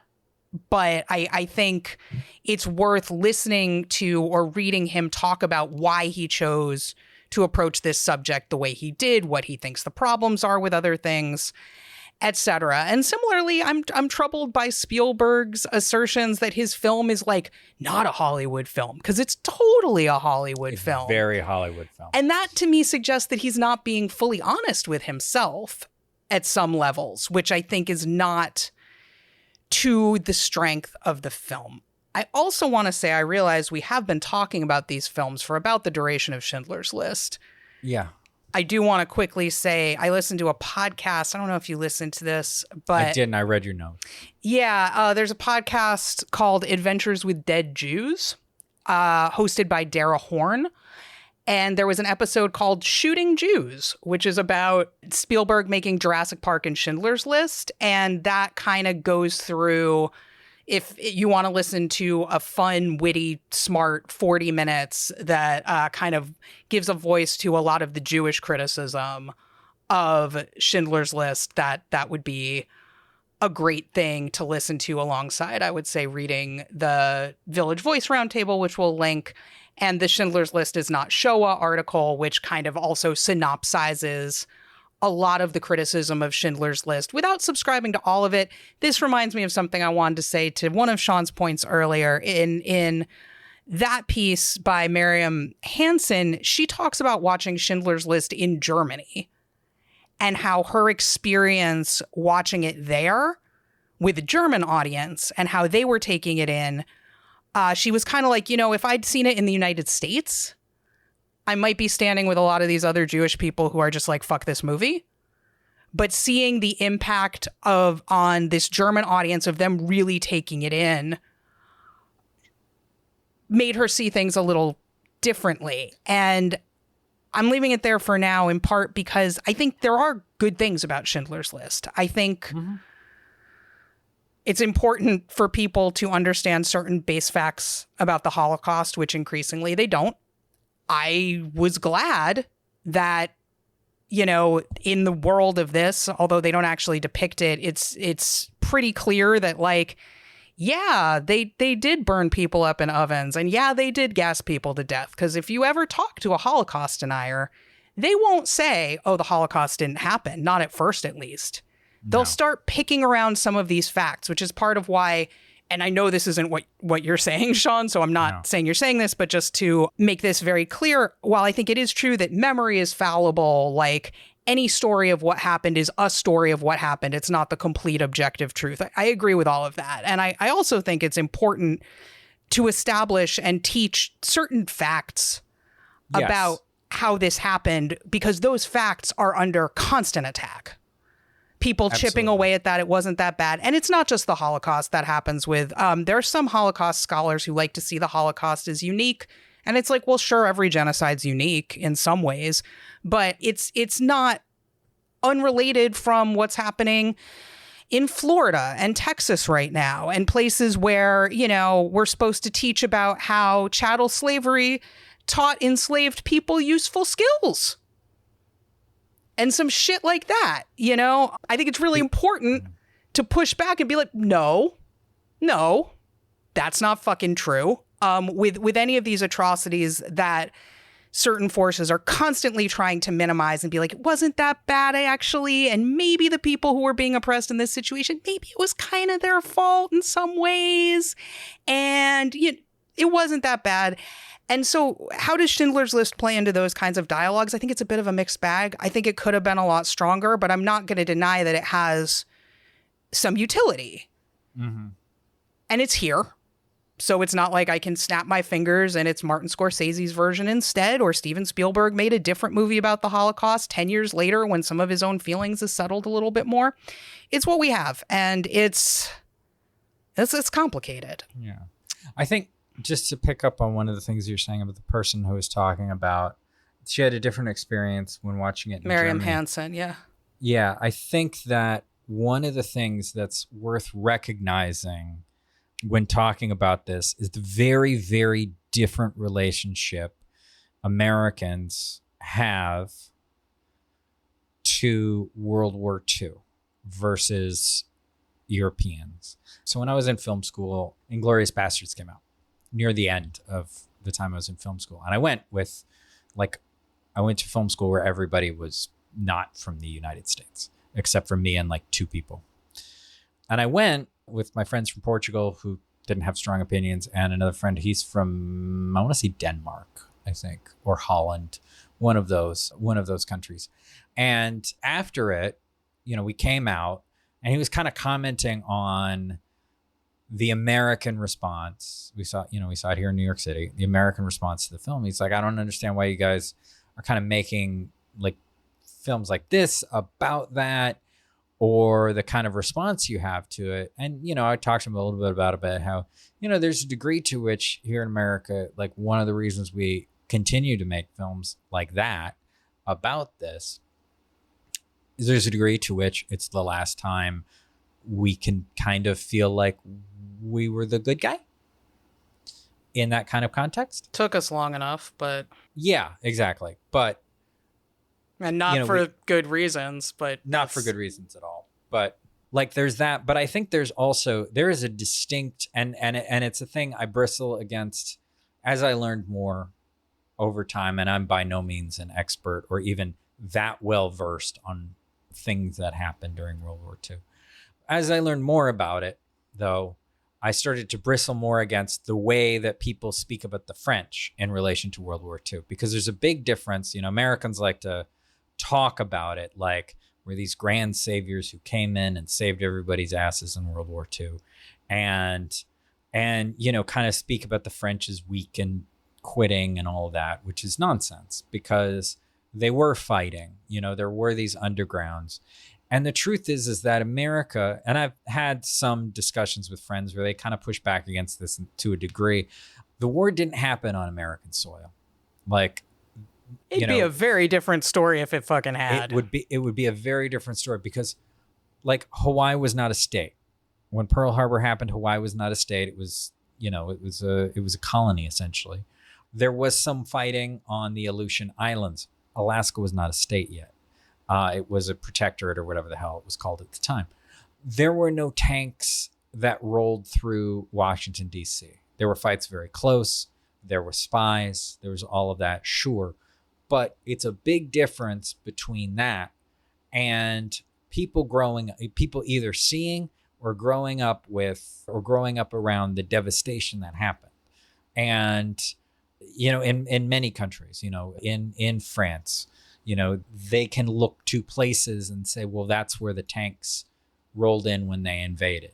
You know, this building is what they used as a headquarters. In England, in London, like for quite a while afterwards, like areas of the city were rubble from the bombings. And there were children who grew up around that for years. And like the whole context of the war and in Germany and in other Eastern European countries, the camps were down the street. Like, our context in America is very different. There's going to be a different response. There's going to be a response of where they are going to identify more, I think, as I was saying, with Schindler and say, like, yeah, that's the person I wish I wish I was at the time. I wish somebody in my family was at the time, or I hope I'll be, because this isn't some Irishman playing a German. So two foreigners removed from, you know, who I am. This is somebody playing a person of my nationality, a person who maybe my uncle or my father or my cousin was a Nazi and was there. Like, I think that's a big difference in response. America is very removed from it. And I know there are many people in America who fought during it, whose families or themselves were killed, were in the camps as part of the Holocaust of all types. But there's still, I mean, for them, I think like the removal is very, very different, but there is a physical geographic removal from what happened, what was done. I shouldn't say what happened because that removes a level of... Yeah, it was done. The agency, it was done. Yeah. It was something that was done. It was choices that were made. And so our response is always going to be a little bit different. For a lot of reasons, I think it's going to be fetishized in various ways in America. I will give this movie, Schindler's List, perhaps a little bit of credit for being an American movie that did not really insert the Americans in some way into this story. Like, which I was kind of expecting, but no, like the soldier that shows up to tell them they're all free to go was Russian. You know, and they could very easily, I'm sure some executive somewhere was probably like, yeah, but when's, you know, Patton going to show up? When's, you know, the American soldier's going to show up in this? Are we going to show any of that on the front or anything? I'm sure that was a conversation that had to happen because of the way, I mean, everybody in some way centers themselves in a story or tries to, but certainly we do that a lot. America and Americans center ourselves a lot in those conversations about what was done in World War II, but we're not really the subject or who this was done so directly to. I think it's always going to be tainted American films made about that era. Yeah, I agree with that. I think that's a good point. There's so many more things I could say about Schindler's List, but well, give us some highlights. Give us some highlights. some highlights. Because there's so many things. I mean, And I know we probably both need to stop soon. So yeah, I mean, I've touched on a lot of it already, honestly. I mean, I think at the end of the day, I absolutely agree with what you said about not having America really be a part of this story. It is definitely true that the United States likes to be the star and the hero of all sorts of stories that happen on the world stage, and this one in particular. I think while I don't subscribe to Claude Lanzmann's kind of extreme position on there's one way to do the Holocaust as a movie, and it's what I did, I do think turning it into a classic Hollywood drama and then being in denial about the fact that you're doing that is a problem. I think making the Nazi the hero and making his motives more ambiguous than they were, to the degree that I can tell in real life. Like, he spoke more explicitly about a lot of what he was doing, where in this he's kept very opaque, and you see his behavior, but you don't really know where he's at emotionally until I think the famous girl in the red coat scene, where they show this girl and her coat's actually red, so the audience knows that she is standing out to Oskar Schindler and he is seeing her humanity, and she is standing out to him much as she is standing out to us, because the language of cinema. I actually don't like that moment. I think it's really kind of clunky, and we didn't need the red to get that he's following her and to get that later we see her again and she's dead. I also don't know that we needed that device to show that Schindler now is sad about the death of Jews, and it's a little insulting that we're supposed to go along with him through that. Like, we weren't supposed to be sad before until we saw a little blonde girl? Okay. The general dehumanization of Jews in a movie about how it's bad to dehumanize Jews is something. It's something. I do agree with what friend of the show Michael Haneke said about Schindler's List. I wish he was friend of the show. He's a friend of the show in my heart. He gave this great, there was some roundtable with the Hollywood Reporter in like 2015 or something, where he just started talking smack about Schindler's List. And the quote I'll read before he goes into, here's the only things that I think are responsible depictions of the Holocaust. But, without necessarily endorsing or disagreeing with that, he said, the idea of creating entertainment of this, the mere idea of trying to draw and create suspense out of the question of whether out of the shower head gas is going to come or water, to me is unspeakable. Kind of agree with him there. I think there are other ways to dramatize this rather than doing this kind of very classic Hollywood suspense drama like Spielberg ended up doing. I think, in fact, of one of the first movies we ever talked about on this show, which was Haneke's Funny Games, which is a film that subverts genre and tries to implicate the audience, I would be a lot more interested in a take on this material that had a little bit more of that energy, that was a little bit more about breaking down tropes and having the audience ask questions of themselves, rather than kind of flattering the audience by being like, but you could be an Oskar Schindler and then all these Jews would be putting stones on your grave. You can be a Nazi and still be a good person because, like, look how pathetic they are. You could help them, big, strong man. And that also, we didn't even get into the gender dynamics, but women aren't really present as characters in Schindler's List. They are present a lot as, I don't even want to say sexual beings in and of themselves, but as objects of men's sexuality and virility in various ways. I think. Go ahead. No, you go ahead. I'll just keep there. So talk. I'm gonna disagree a little bit about the shower scene, because of what I interpret the intent of the movie is. I agree with you that there is a better movie in what you were describing of, like, let's do something where we confront the audience and things. But as we know from the response to Funny Games, that's not exactly going to get you an audience. And I would argue that there is a greater value in making something with some kind of mass audience appeal to tell this kind of story because of very much what you were talking about Holocaust deniers. It is important to have at least some of these stories, and this being an example of one of them. There should be more of these stories that are as you described, but to have more of these stories, or to have these stories where they are doing that in order to bring it to that broader audience and make that broader audience, they're not going to interact with that other film.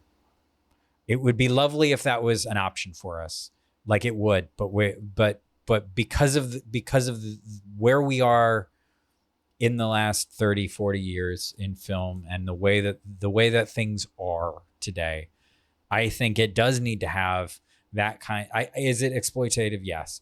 Do I think doing a scene where it makes them worry very much about, are these people going to get gassed or not, after they've had what that very scenario described, the audience has had that scenario described to them moments earlier, or like 10, 20 minutes earlier in the movie, and then doing that, and then putting that audience in the position of, oh my God, is this going to happen? I recognize these people.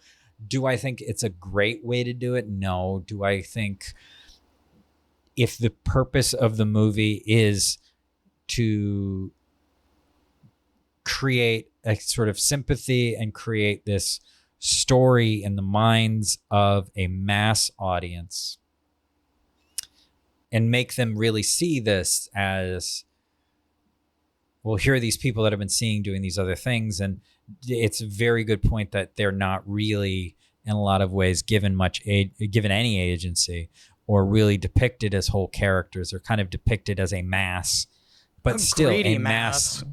What? A greedy mass. Yeah. But a mass that, like, the audience has been instructed to sympathize with by the film. I do think that there is a value in that, and it was something at the time. Like I said, like, I was 10 years old when this movie came out. It was definitely something that some of the things in this movie I had heard described back then, and I'm fairly certain, I can't, remember exactly the timeline, but it's probably because of this movie that people were talking about it because of this movie, and these things were described to us because of this movie. And I think that there's a problem with this being the dominant narrative, but there's also sort of a larger problem of the stories that we consume or have the option to consume and have access to, which is a very large conversation that I don't think I'm prepared for. But I agree with what you're saying. I just don't think it's like you can do Schindler's List or you can do this imaginary, funny games. No, I think we should do both. Well, but I think you can do other things as well. I think you could, for example, you could make a film, and I'm not saying I have the answer of how to do this. Like, I get that Schindler's List, a lot of the choices Spielberg is making is about, I want the audience to be uncomfortable, but not so uncomfortable that they're going to numb out. Yeah. Right? I respect, like, on a filmmaking level, I respect the calculations that went into that, and I think he largely nailed it in terms of his imagined audience and keeping them along for the ride. Yeah. I give him credit for that. I think he could have done that without having a moment where it's like, oh no, will they get gassed or not?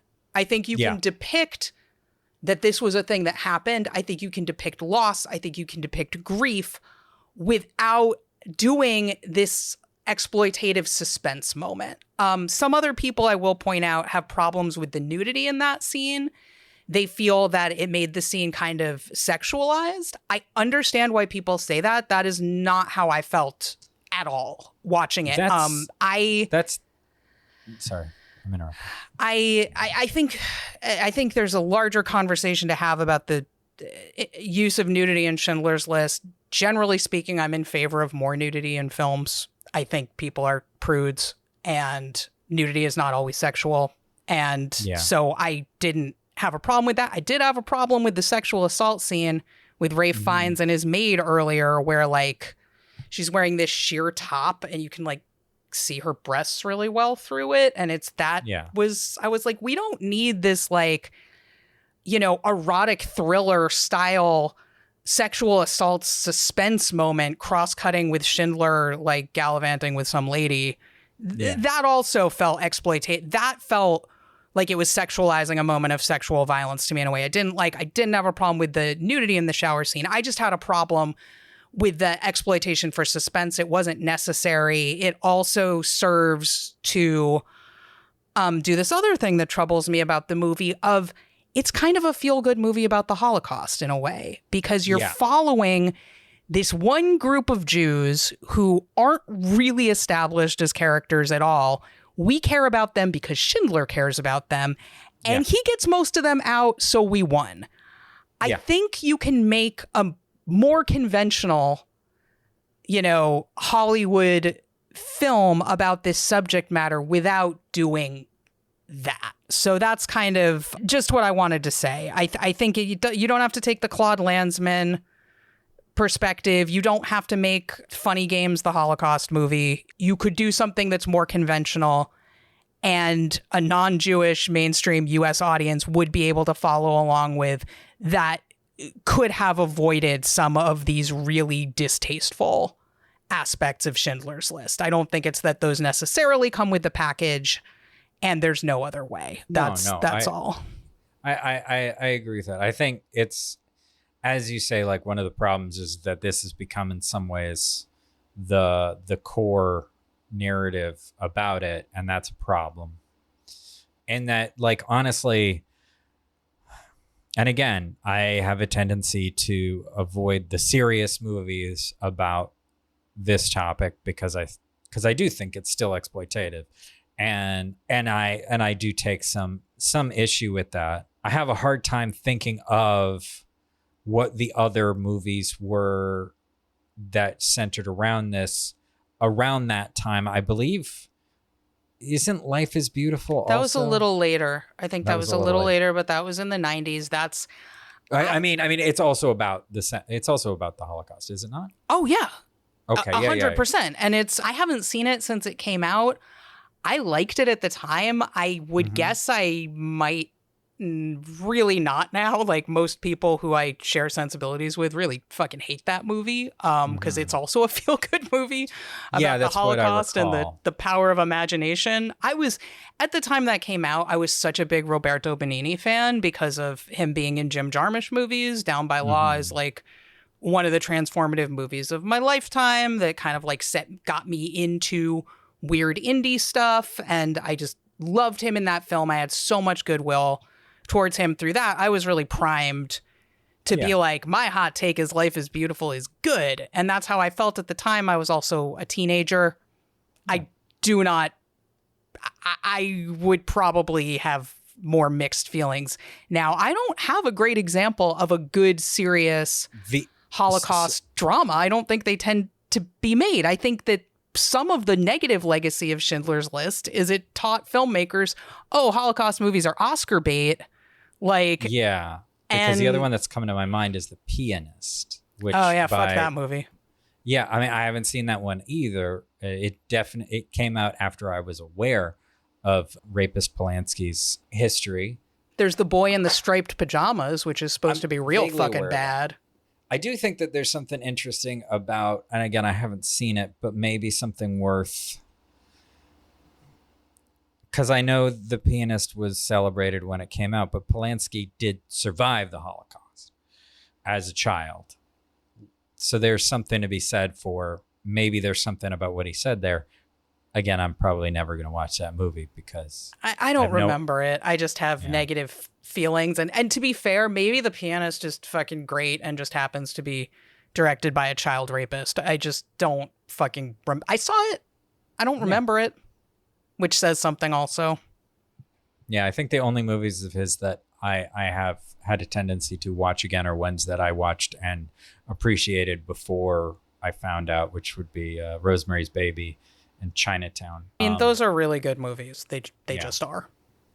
And somebody can be an awful human being and also make good movies. Yeah. And I like Repulsion also. I haven't seen that one. I think I've kind of avoided like seeing ones that I haven't already seen in general. I think that's a good move. I think it'll be easier for me to watch Polanski movies when he's dead, honestly. That can happen anytime now. That could happen anytime. Just, why aren't there more wells out there for people to just step into?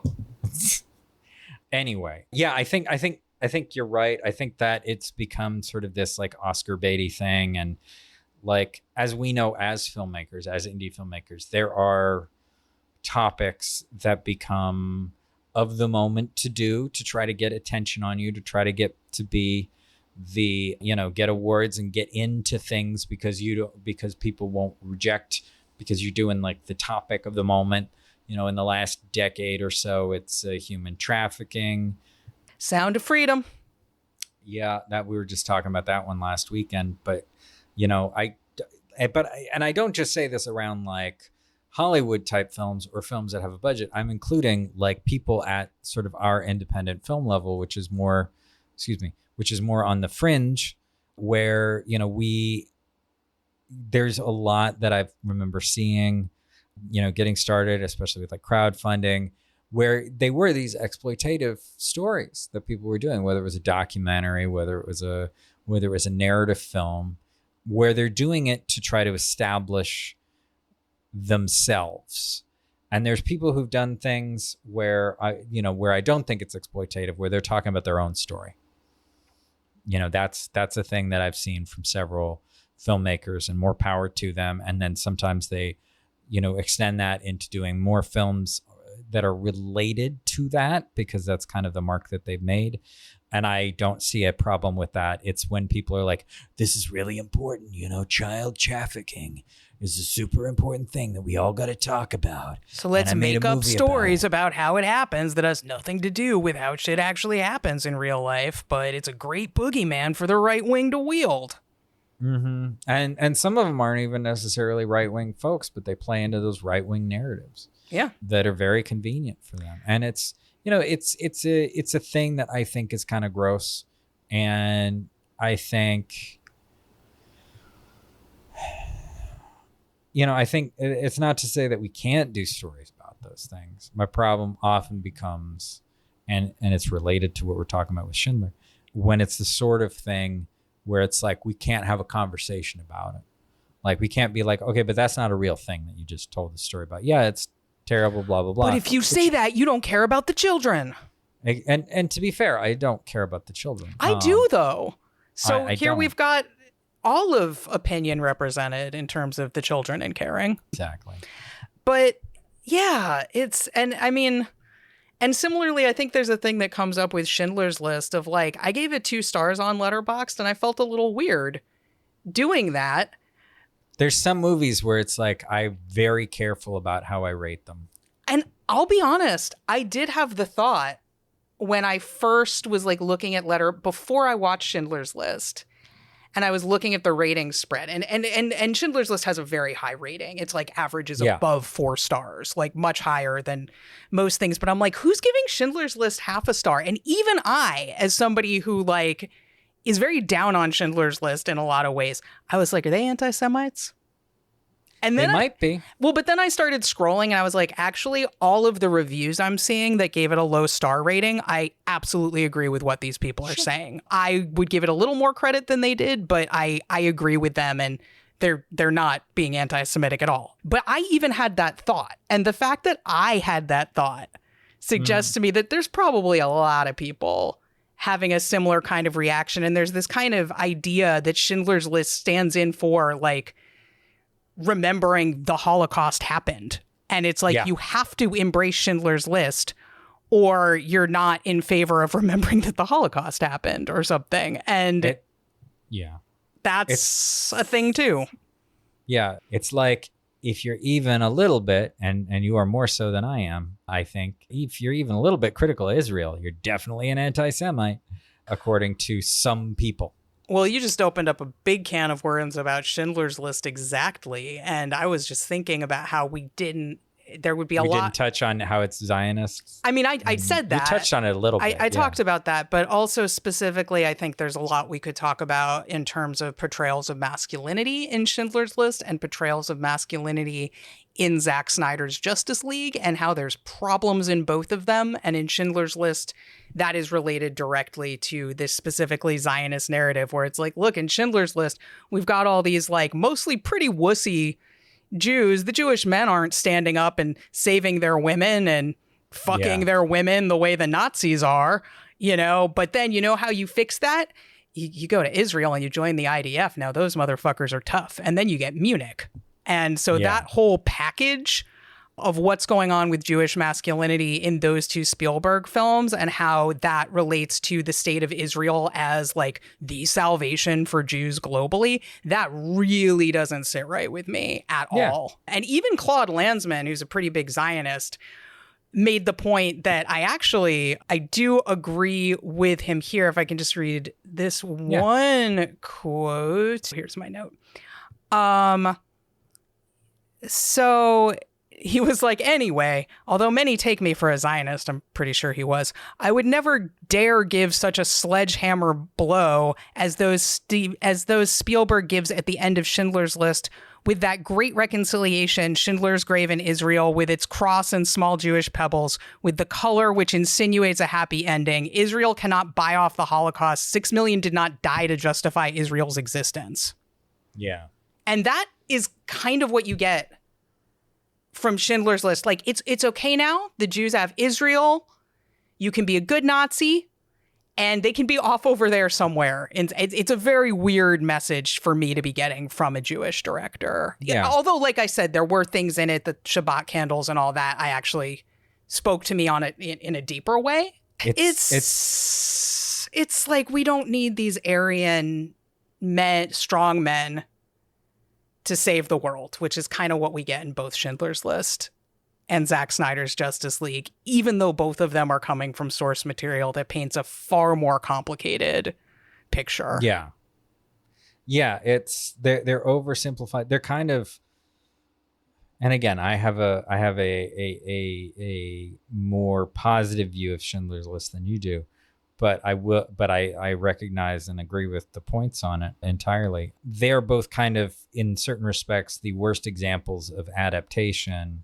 Not the worst examples ever, but the worst kind of examples of adaptation when it comes to film, in that they lose the heart of what's important about the source material. You know, complexity in the case of Schindler's List. I and some of the comments they were talking, or some of the notes we had, they were talking about that there is a lot more layered complexity in the book that it's based on. The comics that Justice League is loosely based on, there's a lot more complexity to the characters and interactions and themes, or there's a lot more opportunity for complexity than is present in the film. Which is funny because, you know, comics are usually considered to lack complexity and to be something that is very shallow, and film is often considered the opposite, as more of a high art. It's funny that ultimately they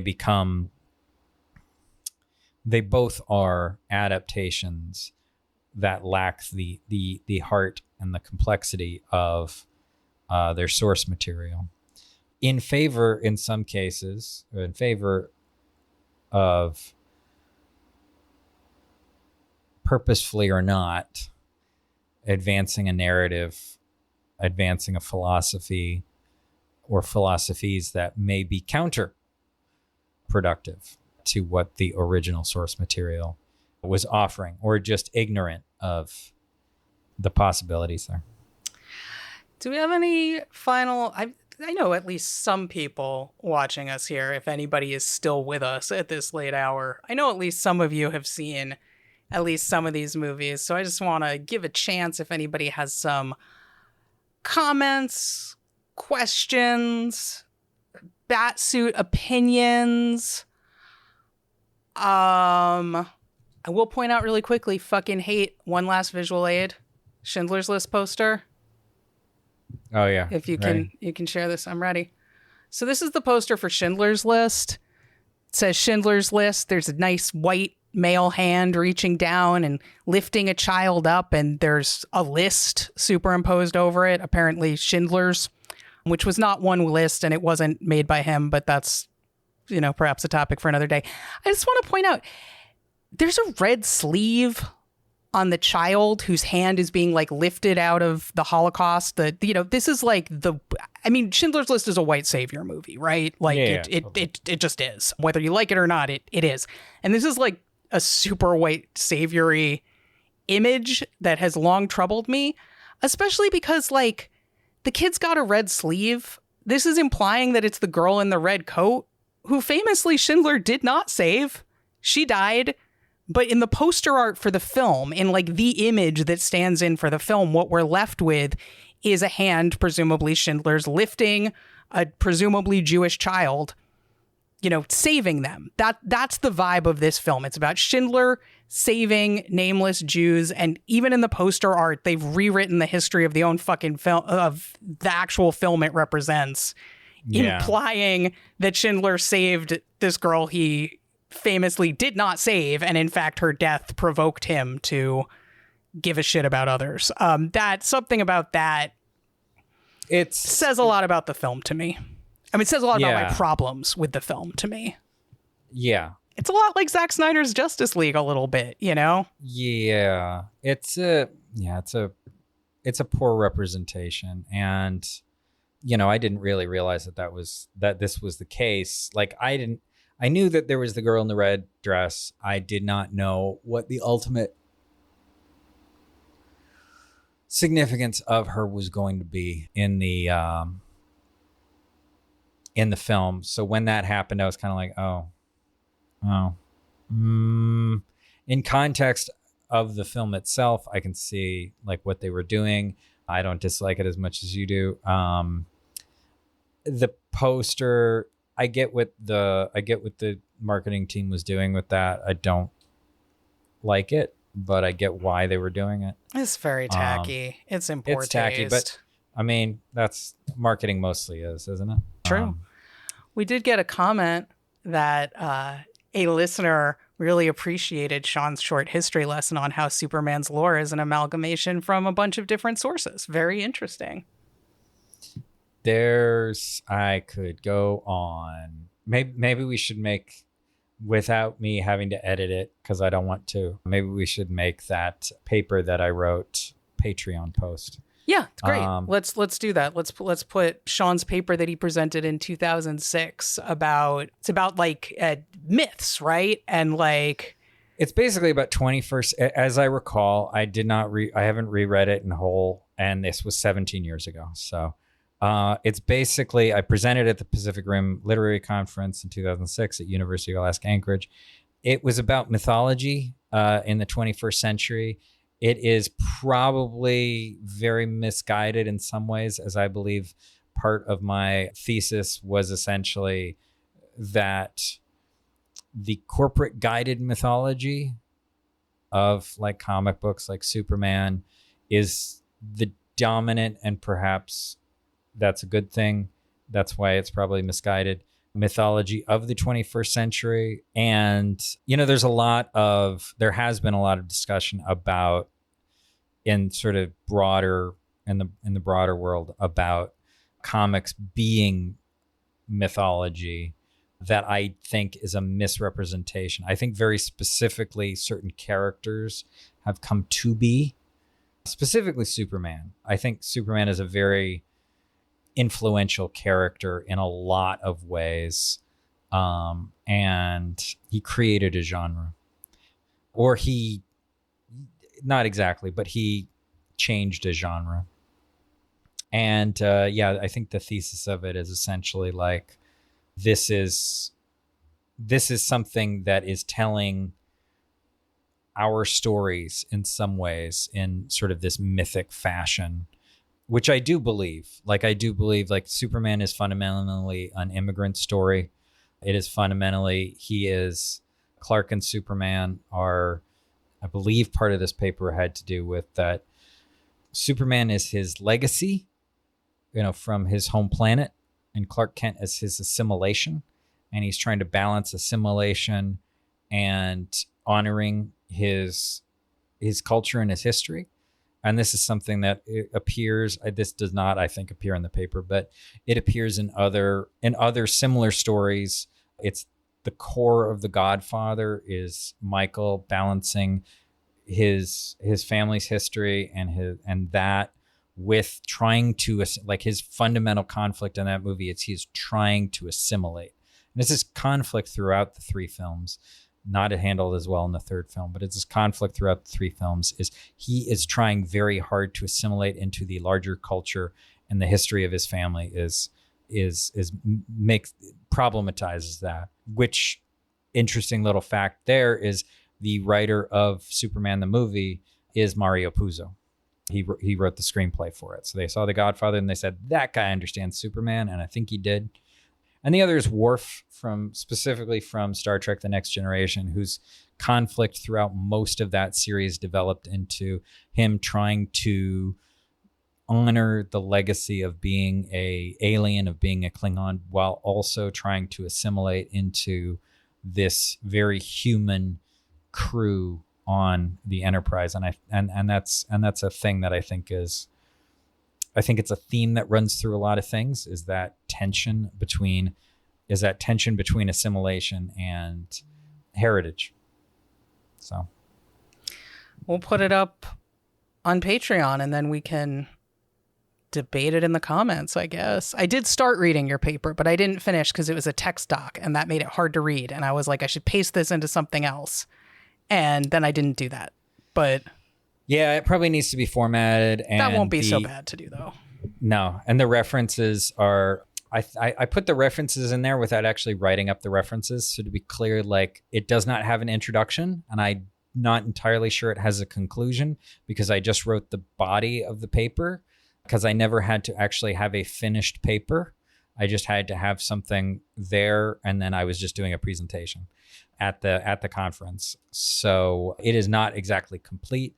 There is not the list of references, even though there are references peppered throughout it. That is just how I worked back then when I would write papers, is I would write the body of it, then I would write the intro, then I would write a conclusion, and then I was inserting references throughout, and then I would finish out the bibliography, or whatever it's called, the reference page later. And I just never had to finish it because I was out of college by that time. So it's an incomplete work. Aren't we all? And on that note, I feel like this podcast had almost as many endings as Zack Snyder's Justice League. Almost. So maybe we can have the final ending now. Wake up, Nicole. Wake up. It was all a dream. Oh, it was all a dream. Batman there didn't is no say Schindler's fuck. List. There's Oh, well, thank you all for those of you who joined us today. Appreciate you joining us on this hot July Saturday afternoon to listen to me and Sean talk for almost 4 hours about Schindler's List and Zack Snyder's Justice League, Justice's Gray Edition. We will be editing this together into a podcast so you can, listen to it again. Tell us why we're right. Tell us why we're wrong. If you're listening to this and you're not a Patreon subscriber, patreon.com/4MileCircus, you could have sat for 4 hours and listened to us talk about Schindler's List and Zack Snyder's Justice League, Justice's Gray Edition live on StreamYard and made your witty comments and asked your questions. So put that in your pipe and smoke it. Anything else, Sean? Let's just get the fuck out of here. Hold on. Let's get the fuck out of here. Bye, everyone. We're gonna go.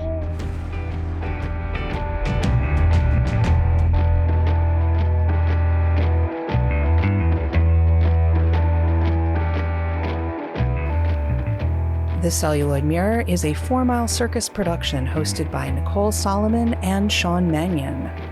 Our theme music is Twisted by Kevin MacLeod. You can hear more from Kevin MacLeod at incompetech.filmmusic.io. please take a few minutes to rate and review the Celluloid Mirror on your podcast platform of choice. It really helps other people discover the show. And if you have questions or comments about what you heard on the show or suggestions for future episodes, please do feel free to email us at info@4milecircus.com or seek us out on social media. We are at 4 Mile Circus, same spelling, on Twitter and Instagram. Join our Patreon at patreon.com/4milecircus. You will get early access to episodes, uncut video of our recording sessions featuring parts that don't make it to the final show for most people, as well as access to our Discord server, Patreon-only events, and much, much more. To learn more about everything we do, visit us at 4milecircus.com. I ended up in that hall of mirrors. There was another girl. She looked like me. Exactly like me. What happens when the story dies? The evil is set free. Can you come with me in my dreams?